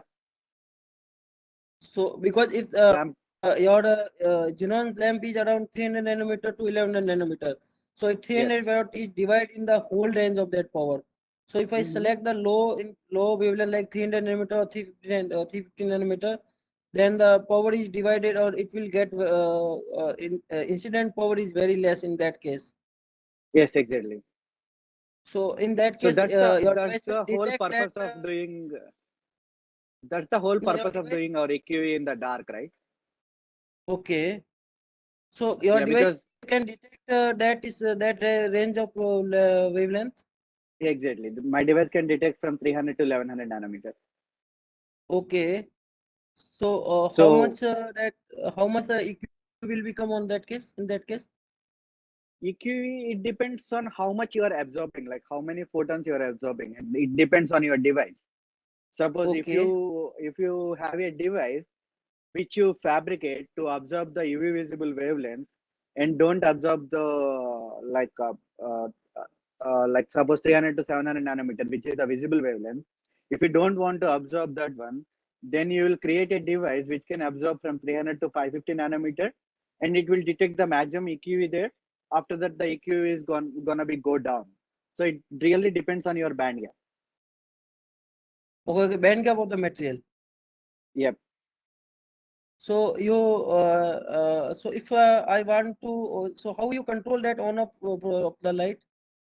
For if I particular interval I want to on, and a particular interval I want to off for that.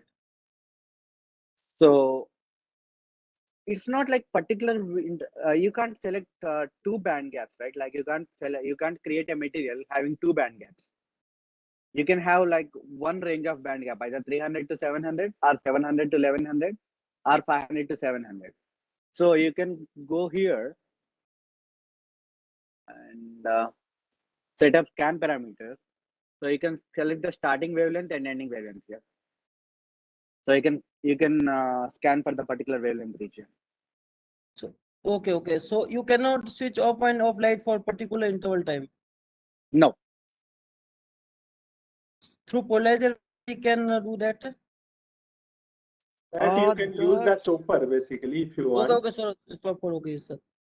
Yeah, you Yeah. can use the chopper if you want particularly that.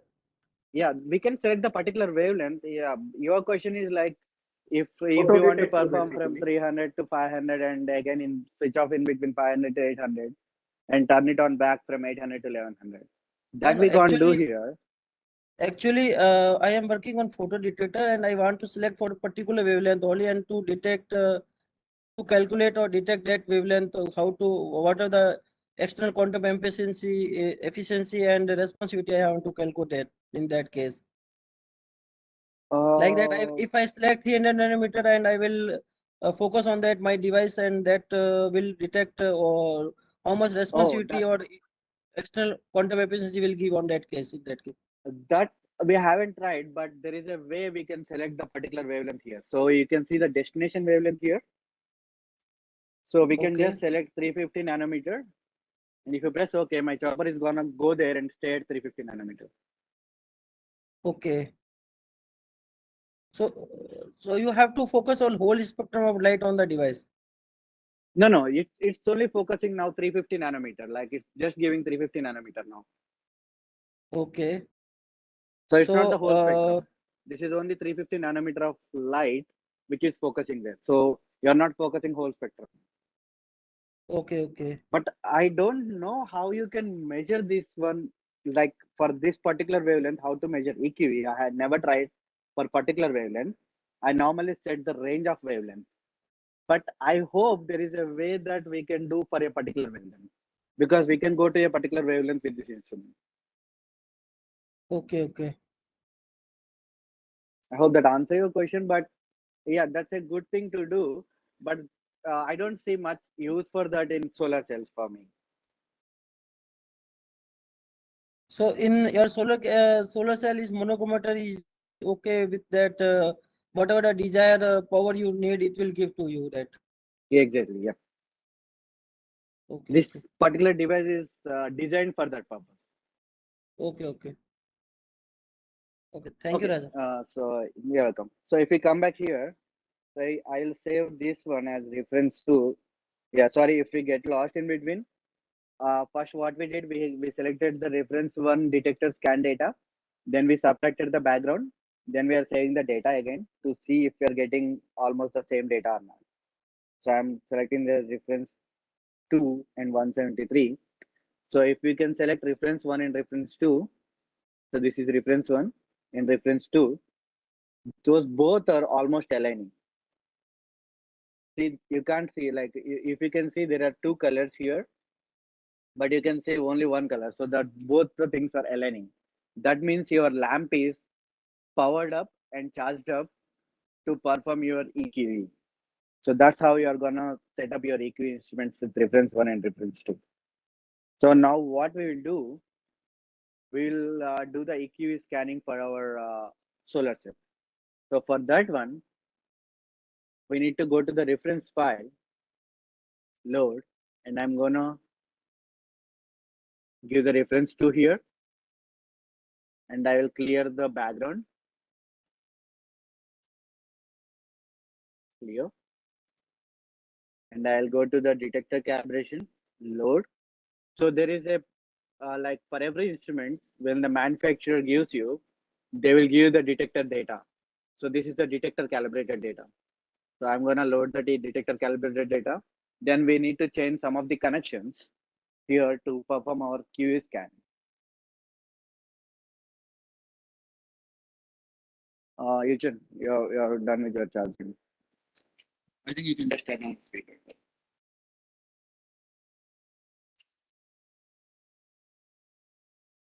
So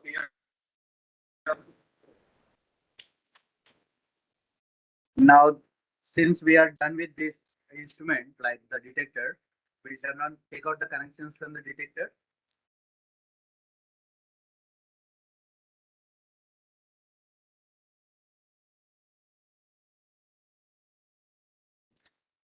This one.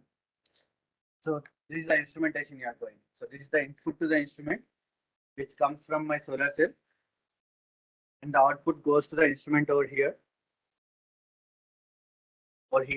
and this gain is gonna take our instrumentation. And this is for giving the input. Like if you have any input comment due to the instrument, you can give through this cable. This is the communication cable. So we are gonna set up same thing here. So if we can see, there is a focus over. You are gonna focus the light in between the two fingers for the solar cell. This is for the sample instrument. You are gonna take the instrumentation nearby.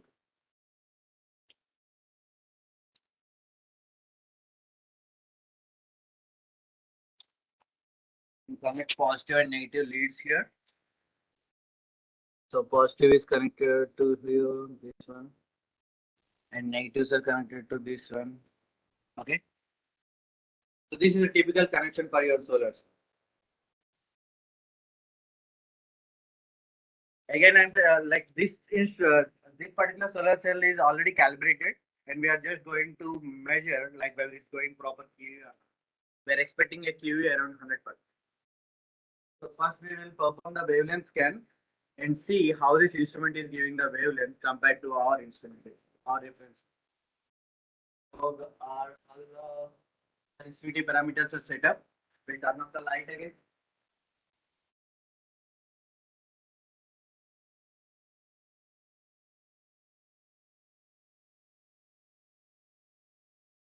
So there.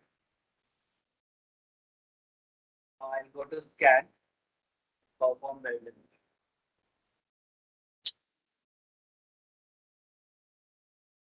So I can see change in the color. Like when once I started scanning, you can see the change in color.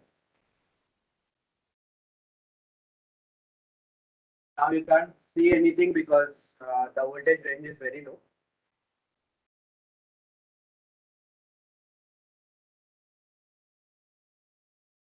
Once it comes to 380 or 400 nanometers, you can start seeing.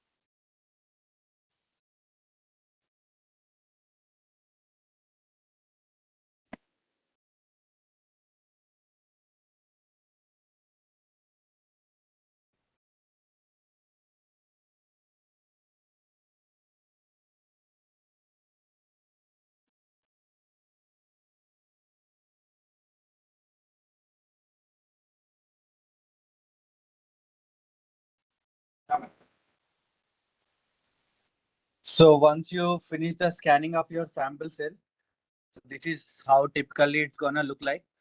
When you compare your sample cell and reference, so you can see sample cell is having little higher voltage than your cell.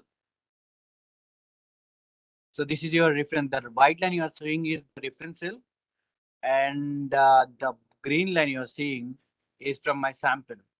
So it's quite common to have your wavelength scan little like for sample cell higher than your detector. So this instrument is good for my QE. Now I'm gonna perform my QE scan. So now at this point of time, I won't change any parameters. I'll just load my background file. So there is the background from the sample. So I'll load the background file, toggle it.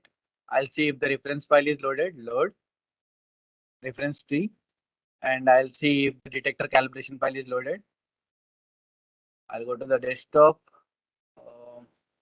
and I'll perform EQV data and detector one. So I loaded everything. Now I'll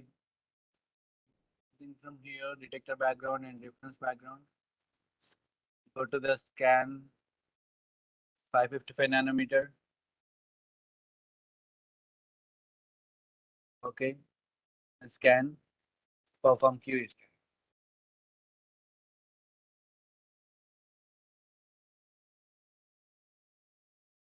Sure.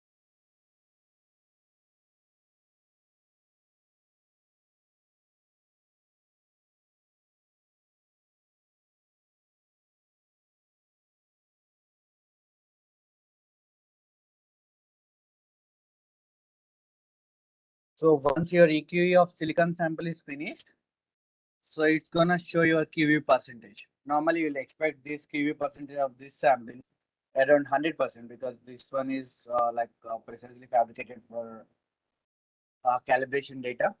So you will see it is at nearly 100% of QE. If you don't want your QE percentage to be more than 100%, then you have a problem with your connection. Then you need to recalibrate the device again. If you want two less, if you have two less, like turn on the light.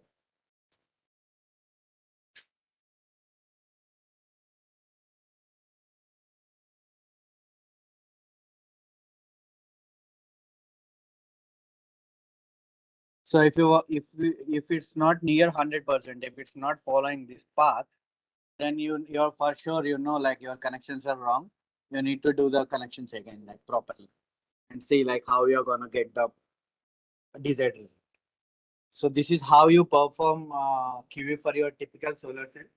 If you need to perform QE for the solar cell we fabricate, because you can see these are front contacts. The silicon solar cell is having front contacts. When we are performing a device with back contact, what we are gonna do,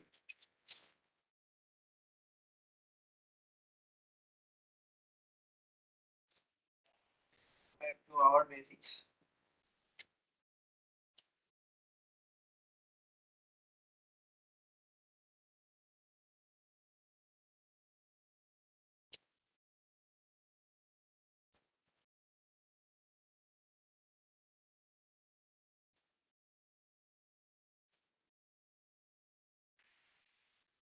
I'll set up this same distance as that one.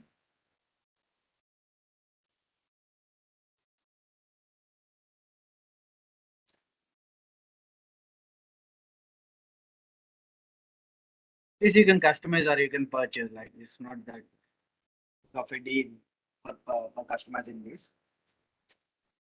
I'll take out my sample.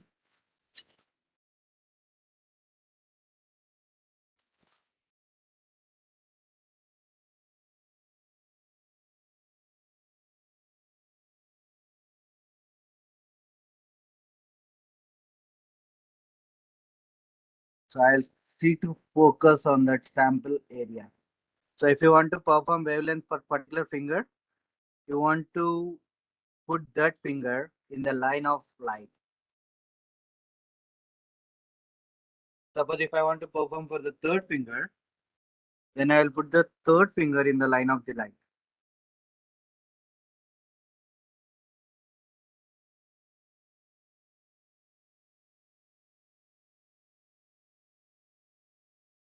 So my third finger is on the line of the light now. I'll just adjust the height a little to see the light is focusing in there. We can see from the back. Come here, come this way. So if we can see from the back, that light should be inside the finger. So you should not see any light in the background. So my light is inside the finger right now. Then I'll connect my two fingers here. Sure. So I'll connect my two fingers to 1 and 3 here.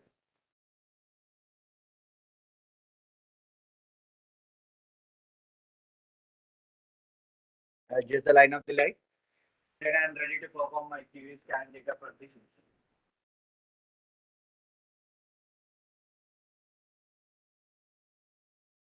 So I'll go to scan. I turn off the light and perform the QE.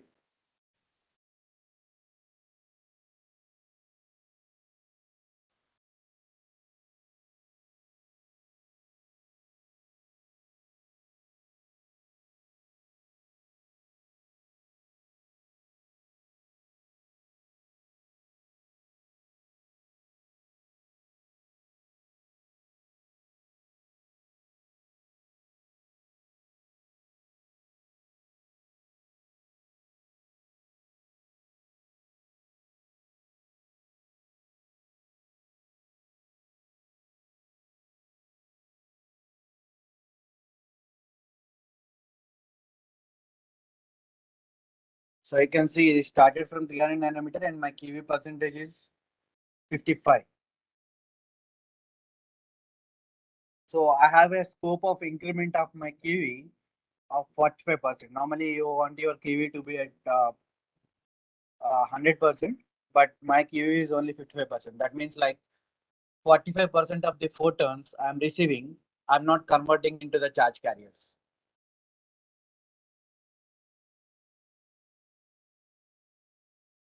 So this device will go up to the wavelength 1000 micrometer because this is the low band gap solar cell we prepare.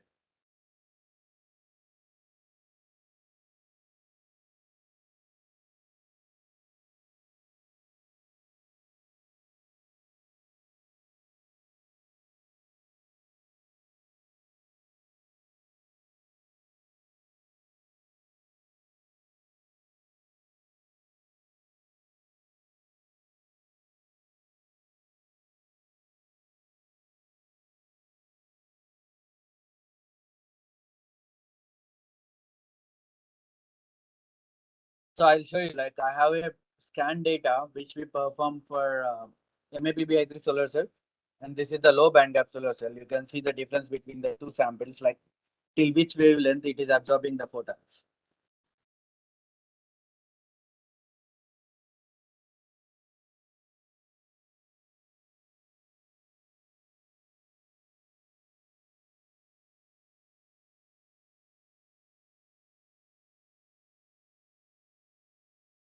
So this one is going till. So once this is falling down, if you draw a tangent to this one, you will know the particular band gap of the material. So if you draw a tangent here, it will meet approximately at 910 or 920. So that is 1240 by 920, which is around 1.4 1.4 electron volts of band gap.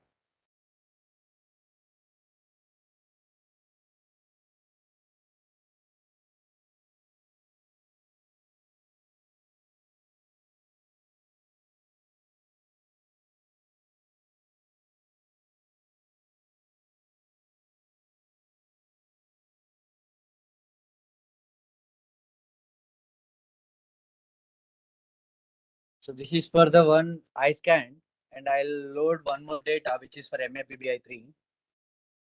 So this is for MAPBI3. So when you compare both these ones, you can see this is the one we scanned now, and this green line is for MAPBI3. You can see MAPBI3 is not absorbing the wavelength after 800 nanometer. So that is of 1.51 electron volts. After 1.51 electron volts, it's not absorbing anything. And for the low band gap solar cell, it absorbing the light till 950. So that means you are getting more wavelength to absorb. But as you know, the sun spectrum, it can have the highest photon flux at 300 to 700. That's why we consider 1.51 electron volts is the best best band gap to receive the maximum energy from the sun. So this low band gap solar cell is normally we design for fabricating tandem solar cells. For the low band gap as the base layer, and high band gap is the base layer, and low band gap is the top layer, and the medium will be the MAPBI3 one. So if you want to have a tandem cell, yeah, the base layer will be the higher band gap, which is 2 electron volts, and after that you will place a 1.5 electron volts. If the sun spectrum is keeping from there, then the low band gap solar cell will absorb all the wavelength of sunlight. So you'll have like a sunlight spectrum from 200 to 1100 nanometer, where you can maximize your efficiency. So yeah, this is how we are gonna perform EQE. We are up for any questions.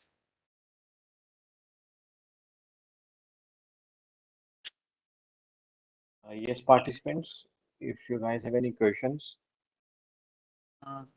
Can you give me the headset? One moment.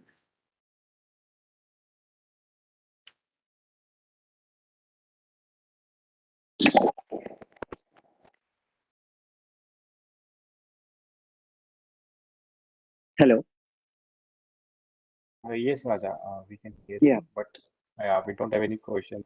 Maybe they are getting everything. Yeah, perfect. Like, I'm sorry if I'm in the fast pace, but we need to cover two things today. That's why, we're in little rush.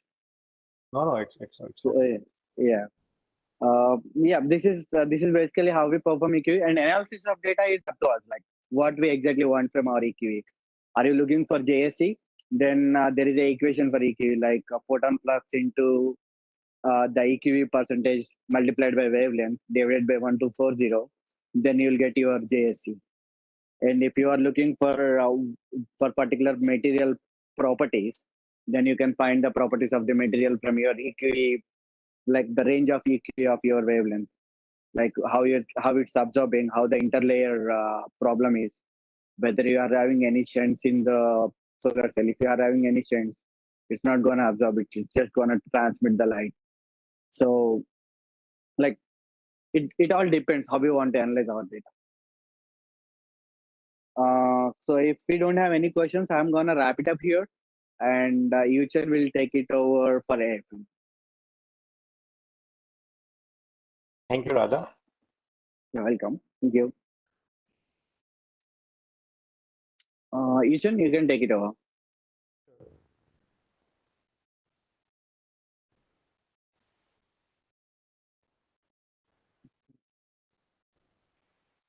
So our AFS system is in the previous lab. We are doing the solar cell fabrication. So I think we will go to the other lab to see the equipment. Okay. So we can take 5 minutes of the break. Yeah.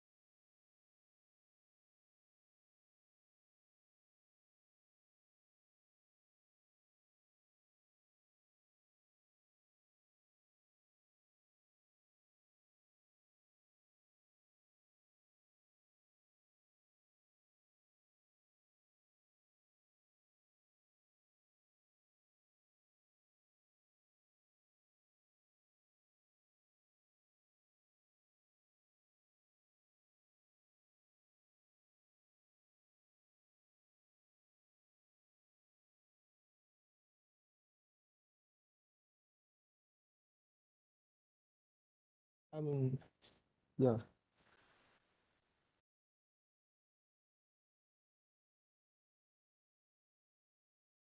Hello? I'm in the lab.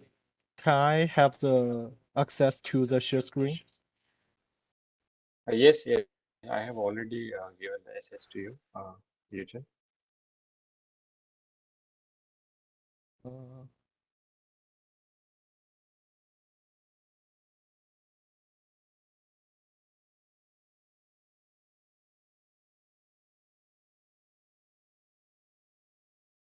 uh, can you give the permission to the other account? I have two like Yuchen account here. Yes, so can you check now? I have given it to you Yeah, another account. yeah, it should be fine. So today I will give you guys the presentation of the demo. The first part is the basic AFM components and some setup information. And second part will be the work we have done, like using the AFM for dynamics, charge dynamics. So first, let's get some basic idea of what is AFM. So AFM is a scanning probe microscope, like has very high resolution with a fraction of nanometer. So it's very accurate and it's very complicated system. So it's made up by very many components and they need to be set up very precisely. And while we are operating them, we need to be very careful. So those are the components we have in our lab. So now the model we use is Agilent 5500 SPM. So the basic system on the left is what we have in the AFM box. It's combined by video system, scanner, microscope, and sample area. And the right hand side is just the sample area and the scanner on top. And this is the NOSCON we use for different mode. So for different mode of scanning, we use different noise count. So basically, we will use CSE, FM, and AC mode for most of the time. And the right-hand side is the scanner. And you can see like on top there is a space where we can put the detector in. This is the sample plate, which is in the sample area.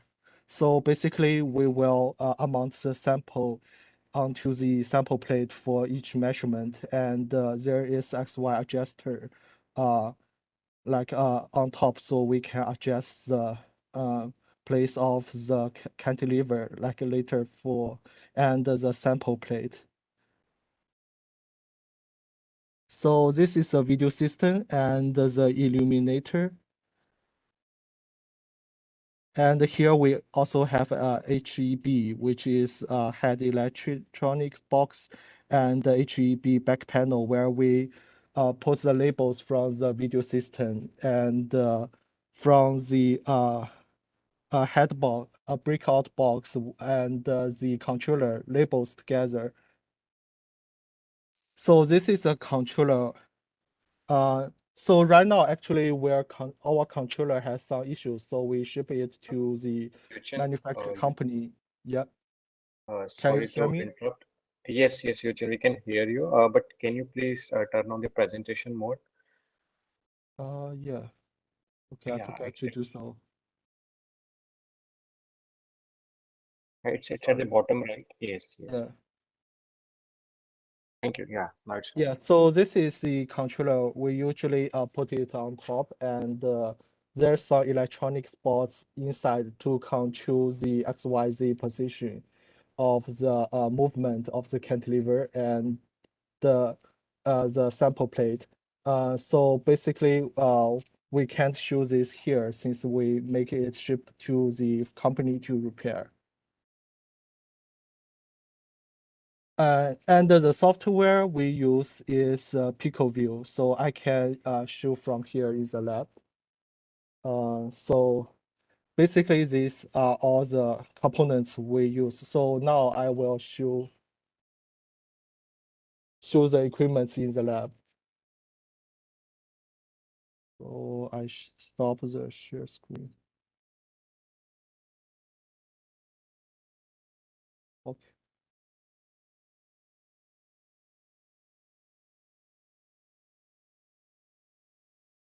Here is our AFM box.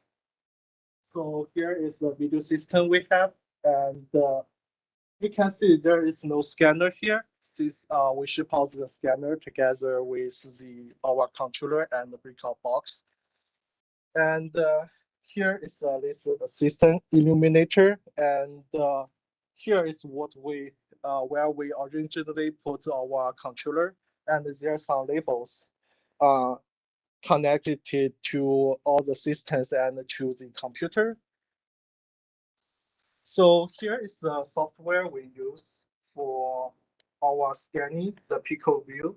So the version we use is 1.14.4. So once we open it, we can use the laser alignment, the scanner send up, and the servo. So basically, we will first selected the mode we will use. So here is the contact AFM mode, which is also like the CSAFM mode we use. So we will show later in a video like how to set it up and how to use it for the measurement. So here we can also select the scanner we use. There are all different parameters for the scanner calibration. So once we change the calibration, we need to select a new scanner setup. And once we set up the laser, we will use the approach to let the sample plate and the cantilever make closer, and once it's closer enough, it will stop automatically, and then we can do scanning. And for different mode, we actually use different kind of tips. So here is a tip we use for the CSAF mode. They are very tiny, so and it break up very easily. We need to manipulate with tweezer very carefully. And this is the tip for KPFM mode we use. So basically, these two are different. The CSAFM tip on its top, if like you use the optical microscope, you can see like there's a very tiny needles on the front part. Here is where we put our components like the noise count and the detector. So here are the noise count we have for different mode. And this one is the detector where we put inside the scanner.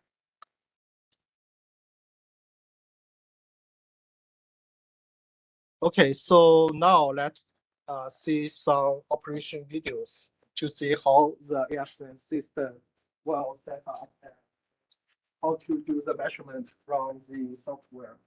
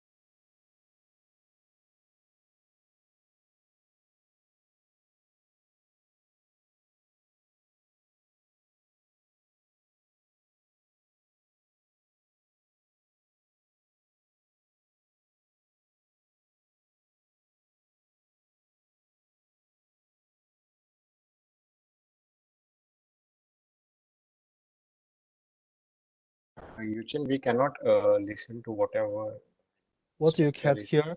saying. Yes, we cannot see. I mean, we cannot listen the video. Okay, yeah, I think I didn't share the sounds, so yeah, just.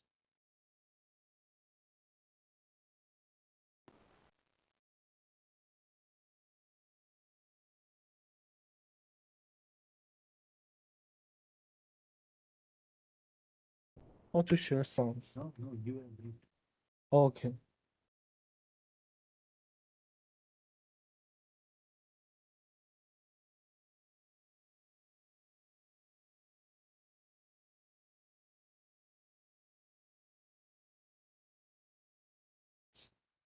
So can you hear now?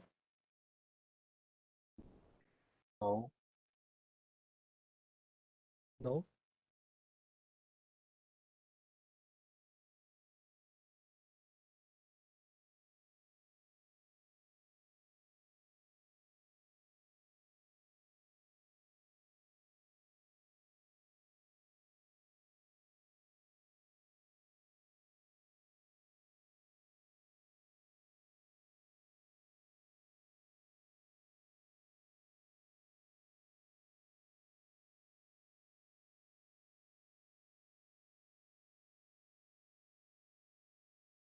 Still we cannot hear Eugene.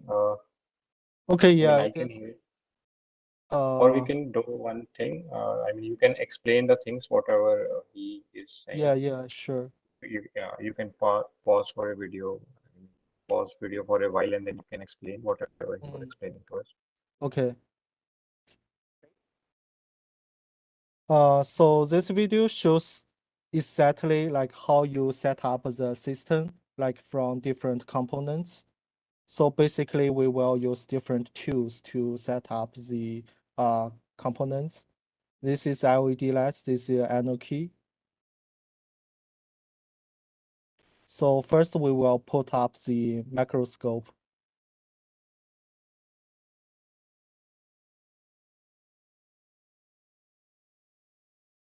And slide down and rotate to the position, and then use the Allen key to screws.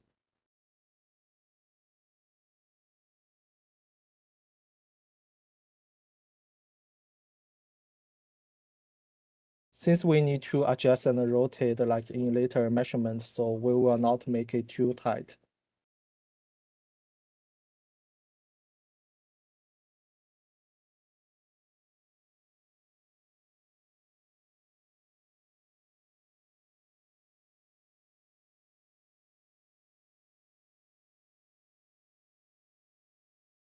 So this AFM body is different from ours, but it's kind of similar since we also like put the AFM body like under the microscope.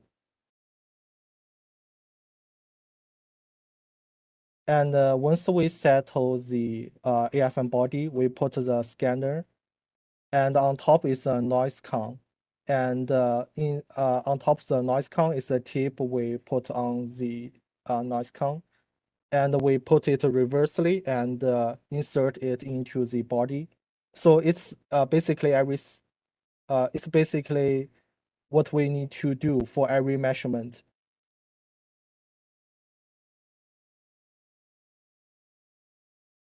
So here we rotate to fix the scanner. Since this system is different, but the basic theorem is the same, and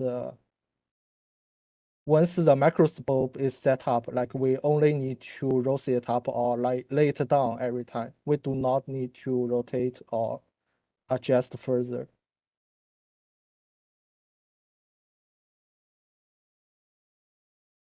So basically, we can rotate the zoom rate to adjust the screen so we can see in the screen once we clearly see the cantilever, and then it's done.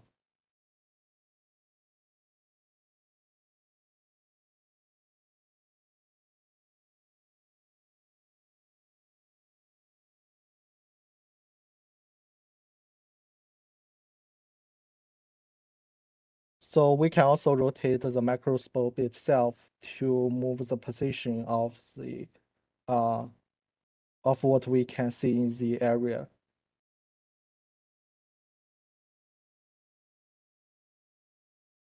Okay, I'll stop here since the other steps are like different from our system.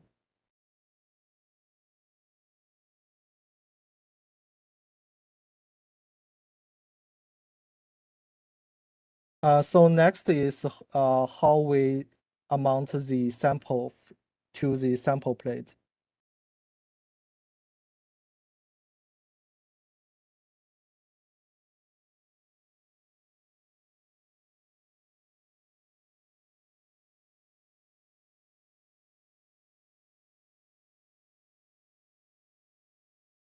So this sample plate, we measure the semiconductor device.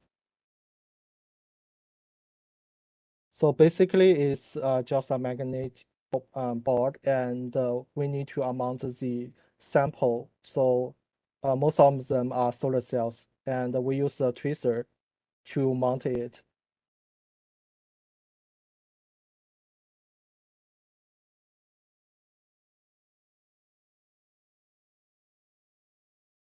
So actually here we don't use the double static. Since our sample plate is use a probe to fix the sample on the sample plate, and there's magnets like at the bottom to stick it. And every time we need to use a multimeter to check the conductivity to see like if it's fixed on the sample plate, and then we can like do the laser alignment, and we can do the scanning measurement.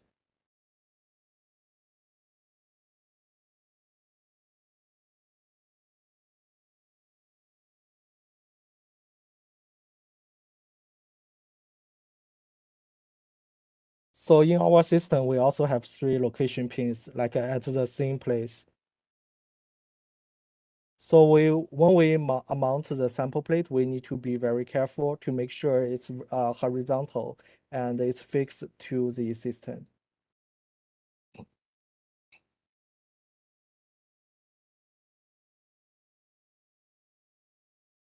So here is how we mount the noise count and the tip to the scanner. So here is the cantilever or tips we mentioned, like how to mount the tips onto the noise count. So first set the cantilever onto the surface.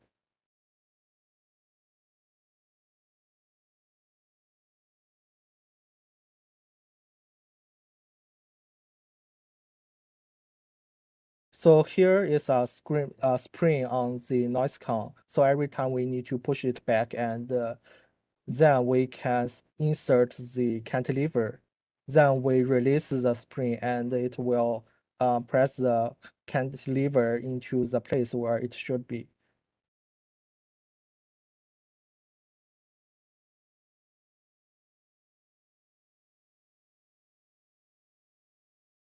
You can gently shake a little bit of the cantilever to make sure it's in the middle.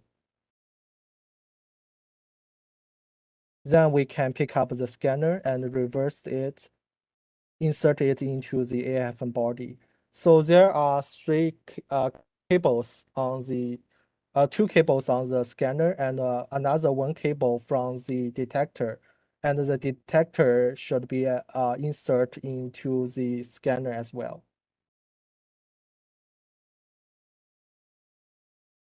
So after we set up the scanner, now we can use the laser system from the software.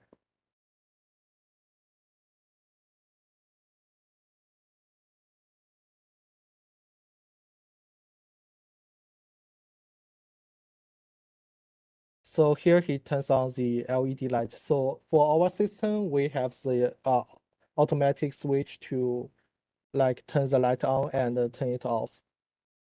So here the microscope is already rotated to the exact position to has the perfect resolution and view of the camera in the system.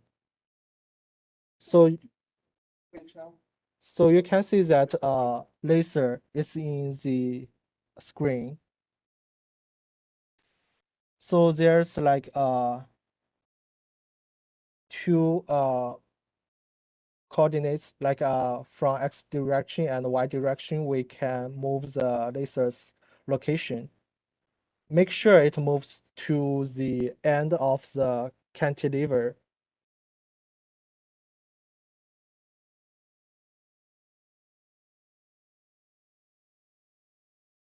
So actually from the system, at the bottom of the microscope, you can see the laser dot. So in our system, we can see it from like the bottom of the sample plate.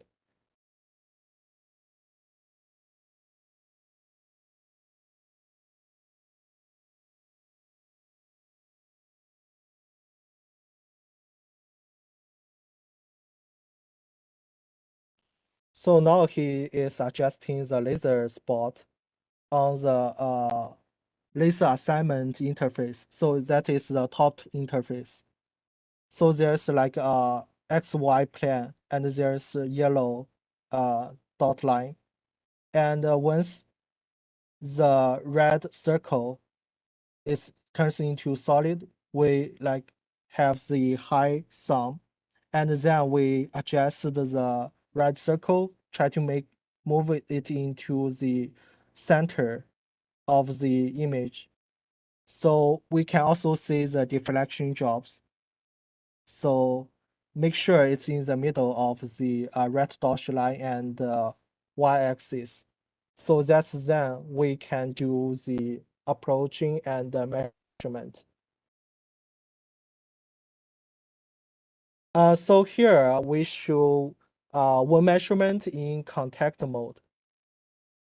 So as I said, there are different modes for the measurement. So here's the contact mode, which the tip touch the samples.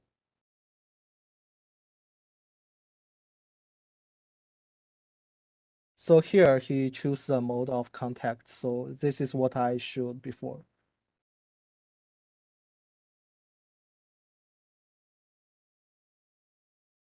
So here the laser alignment image is the same as what we see before. There's a yellow dot line. That's the difference from contact mode and the AC mode.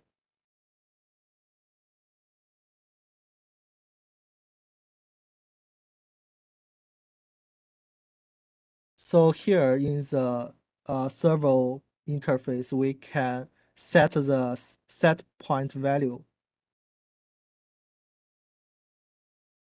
So usually this value need to be set up like 3 to 4, less than the deflection value. So then we click on the approaching tab, which is the arrow like point down. So now there's approach in progress image like appears on the screen, and you can see the distance traveled by the movement. And once it's like touched, it's contacted, it will stop automatically. Then we are ready to scan, and the scan screen will pop up. So here's the real-time image interface. So we can put in like anything you want to see from the image. So usually we put topography, deflection things, and other things we want to see. So here the I gains and the P gains are what we can play with during the scanning.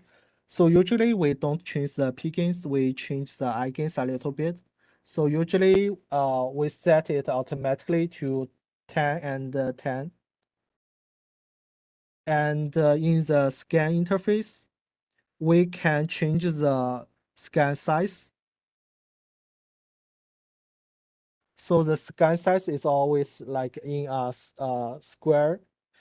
So we can set up the side length of the square, and we can also set up the speed of scanning.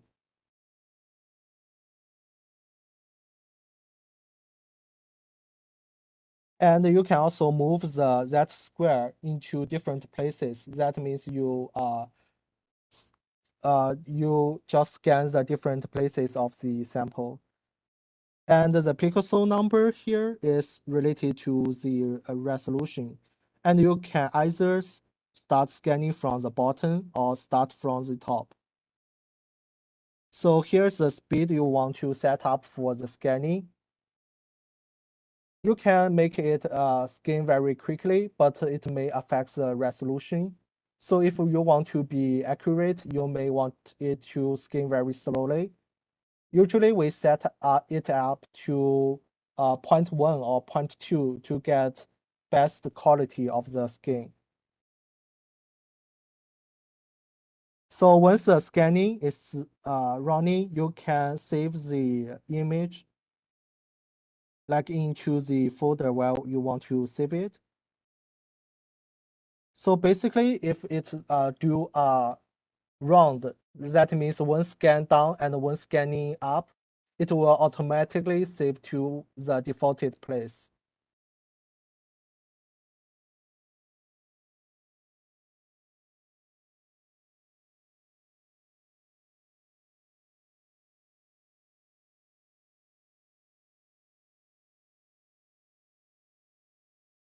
Yeah, so here he chooses the auto save. So every time it's automatically saved, like once it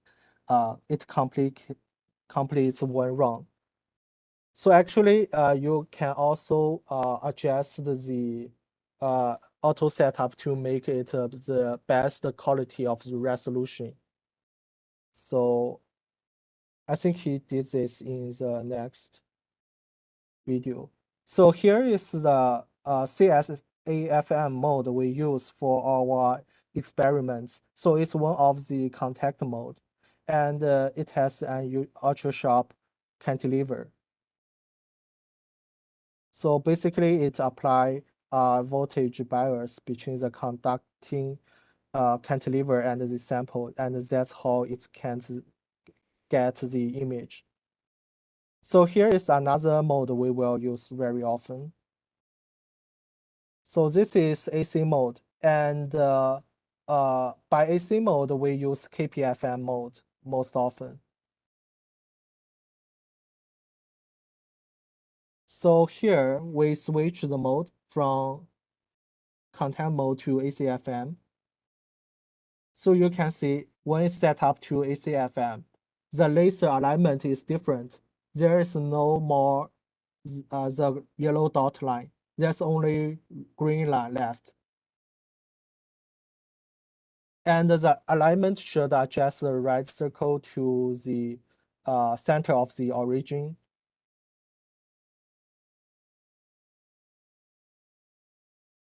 And in this mode, we need to adjust the AC tune.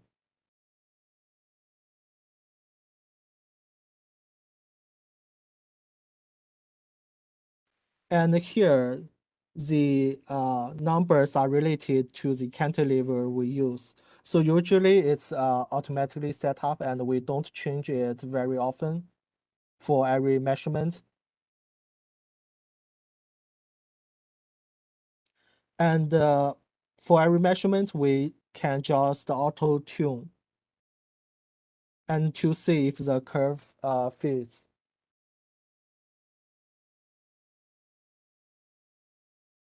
And after several seconds, it will automatically fit.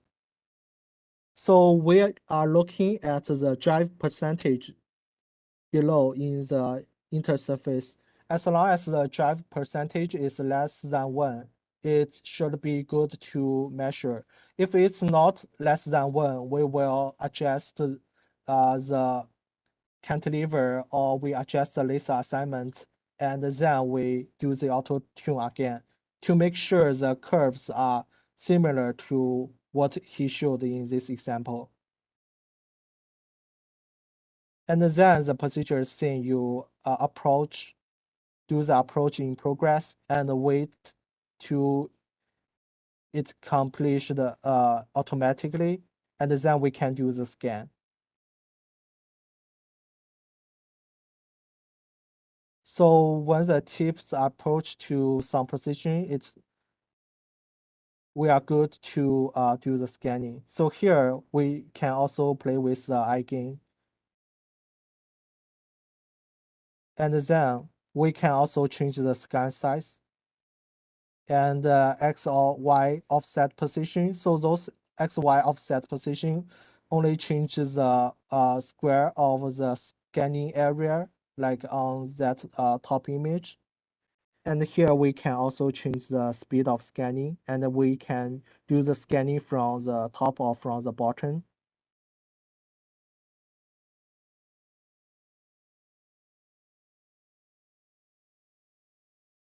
So here he wants the image from topography, amplitude, and phase.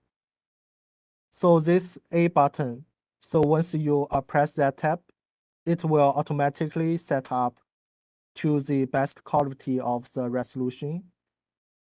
And then you can save your files to certain pace, and that's how we run the measurement. So actually our measurement is much slower since we want the best quality, so the scanning speed is much slower.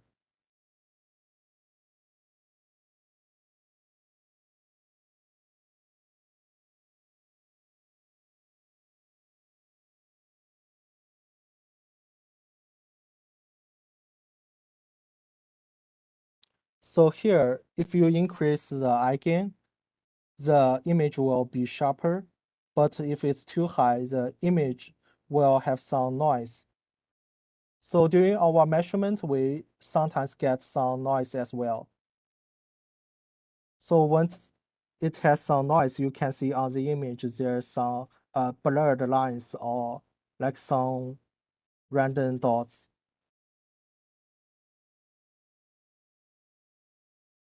Yeah, so now you can see like there's some image. That means the image is not good, and we need to scan again. So sometimes the noise is not come up with the software. You need to reset your cantilever or like reset your sample plate. Actually, it's very hard to get the best quality, so you may need to scan several times, and then you will have the quality you satisfy with.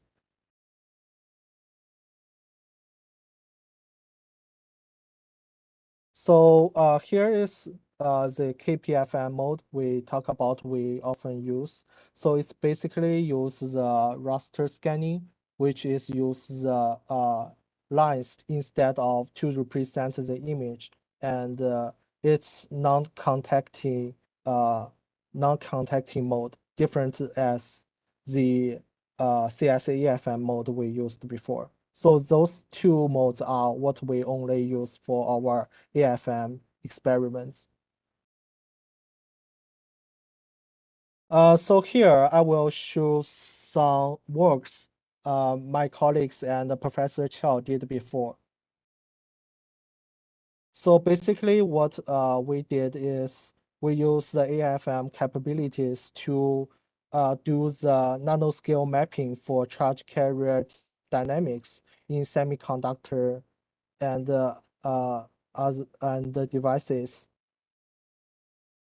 So here is some patent and papers you can refer to, and I will just briefly introduce them like in these slides. If you are interested, you can look them up later. And if you have any question, you can contact to Professor Chiao. So here is the US patent we have. And here is generally how it works. It's just like the setup of the AFM. You can see like there's a controller, breakout box, oscillator, and here's all we set up the cantilever probe and do the laser measurement, and how we get output TPV and TPC and from this setup, and how we can get the charge dynamics from the TPV data and the TPC data.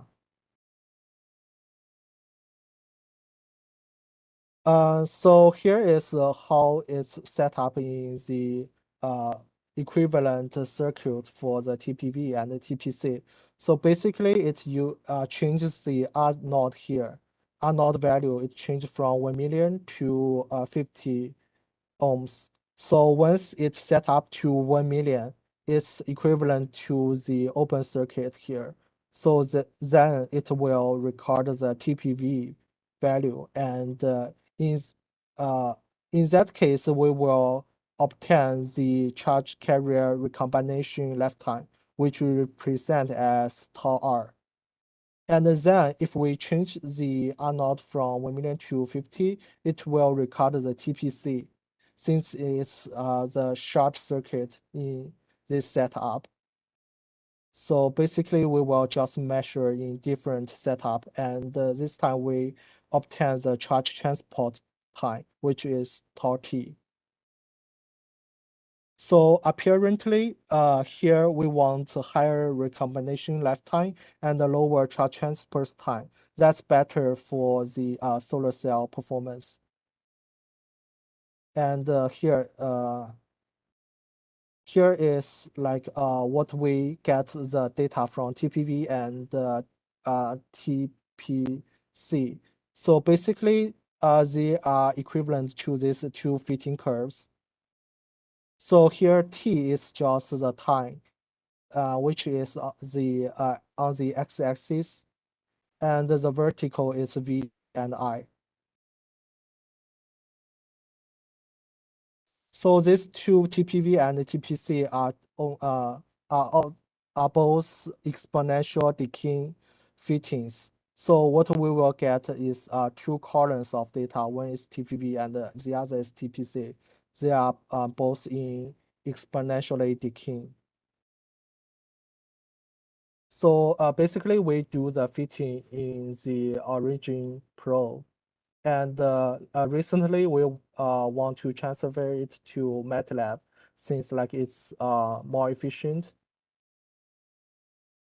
So here is from our another paper. Once we have that TPV data and the TPC data, we will want to use the macro mapping and transfer them into the image here.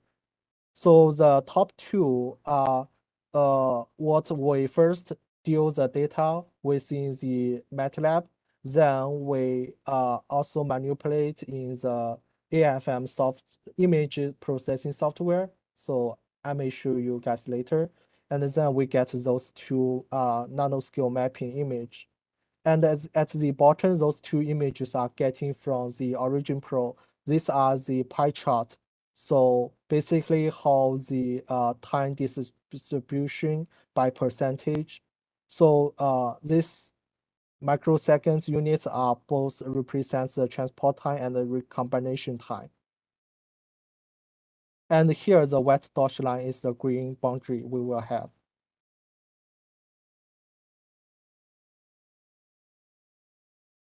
And here it's similar things we did for another sample.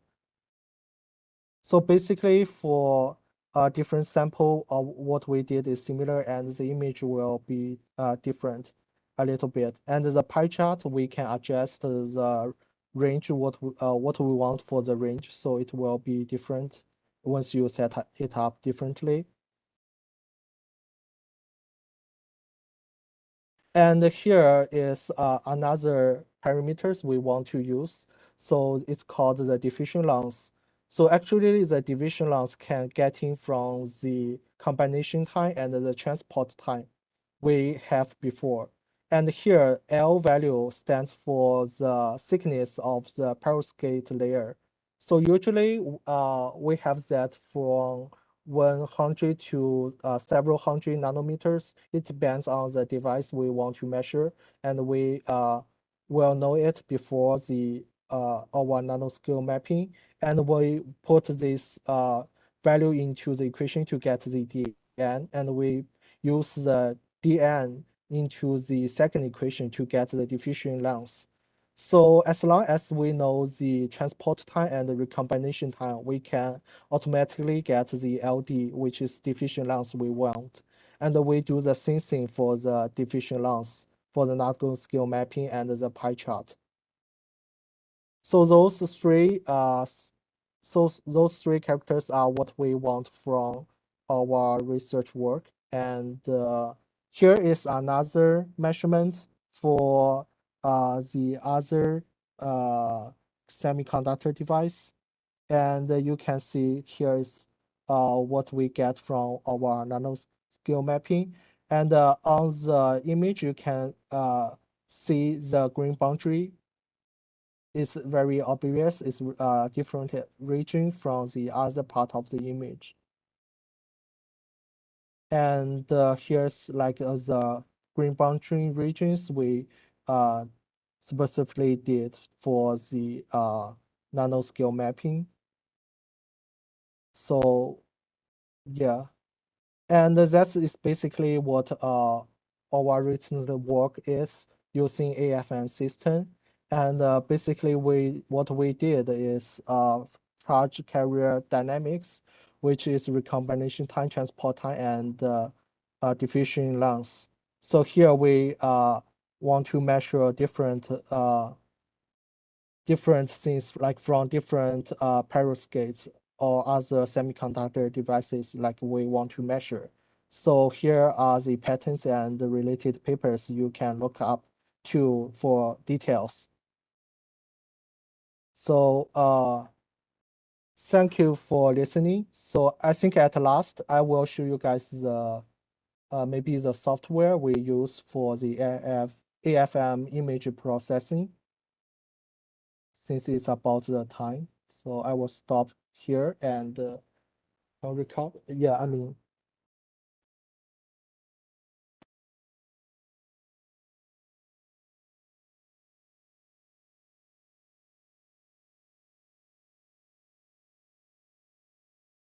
Okay, so here you see is the screen. This one is what we use for our image processing. It's GWY-DIN. It's the version you need to use the most recent version. And it's very simple to deal with the image. So the image means the real-time image. What we get from that software. So here I may move it here. So here I may have some image. Let's see if I have some.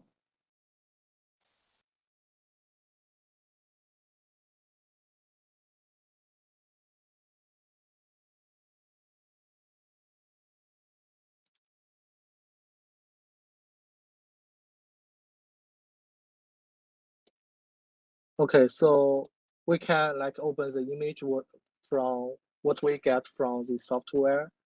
And here we can set up the dimension of that image. So usually it's automatically set up. And here's the toolbar we can use. So basically what we can do, we can use a chop to chop the area we want to measure. So for example, I can chop this area. And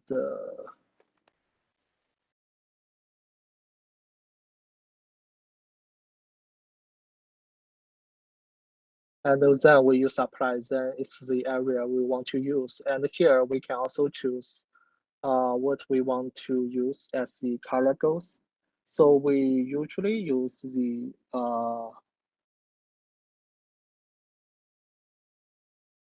it's not here.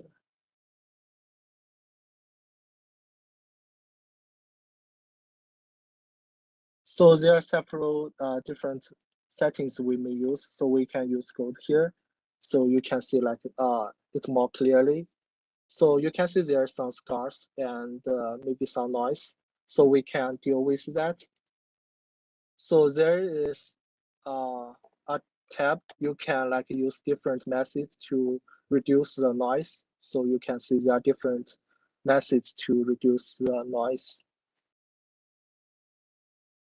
And here is like you can remove some small scars from the space. It changes a little bit when you do that.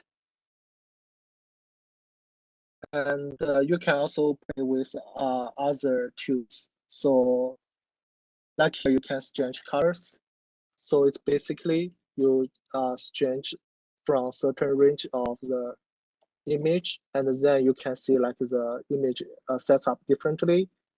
So basically, you can also play with the unit setup bar here. So you can like zero the units, and once you save it, you can also change your unit bar and the other settings. So, and you can also like edit the image, what you got from TPV and TPC. So that's output from the MATLAB.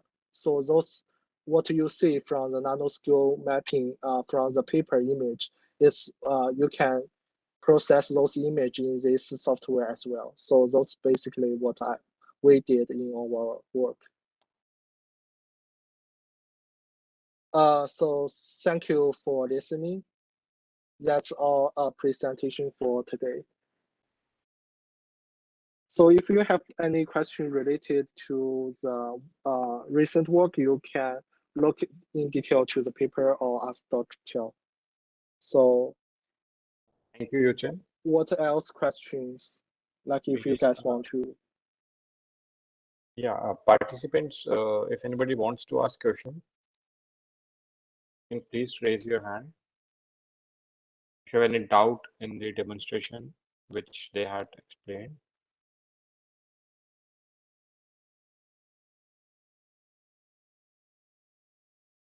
I guess we don't have any. Okay. Yeah, so Yeah, since may I request Professor Mahesh Kumar sir to. Hello, sir. Yeah, so if no more question, then we will close this session. And yeah, thank you. Yeah, thank you. Yeah, Raja and Yachin for giving this demonstration. No problem. Yeah. Thank you all. Yeah, thank you. Thank you. And yeah, thank you, Nipun and Amit, for coordinating this one and this tutorial. So thank you all. Thank you. Thank you, Yuchen, Raja. Yeah, and thank you. thank you, participants. Okay, see you tomorrow.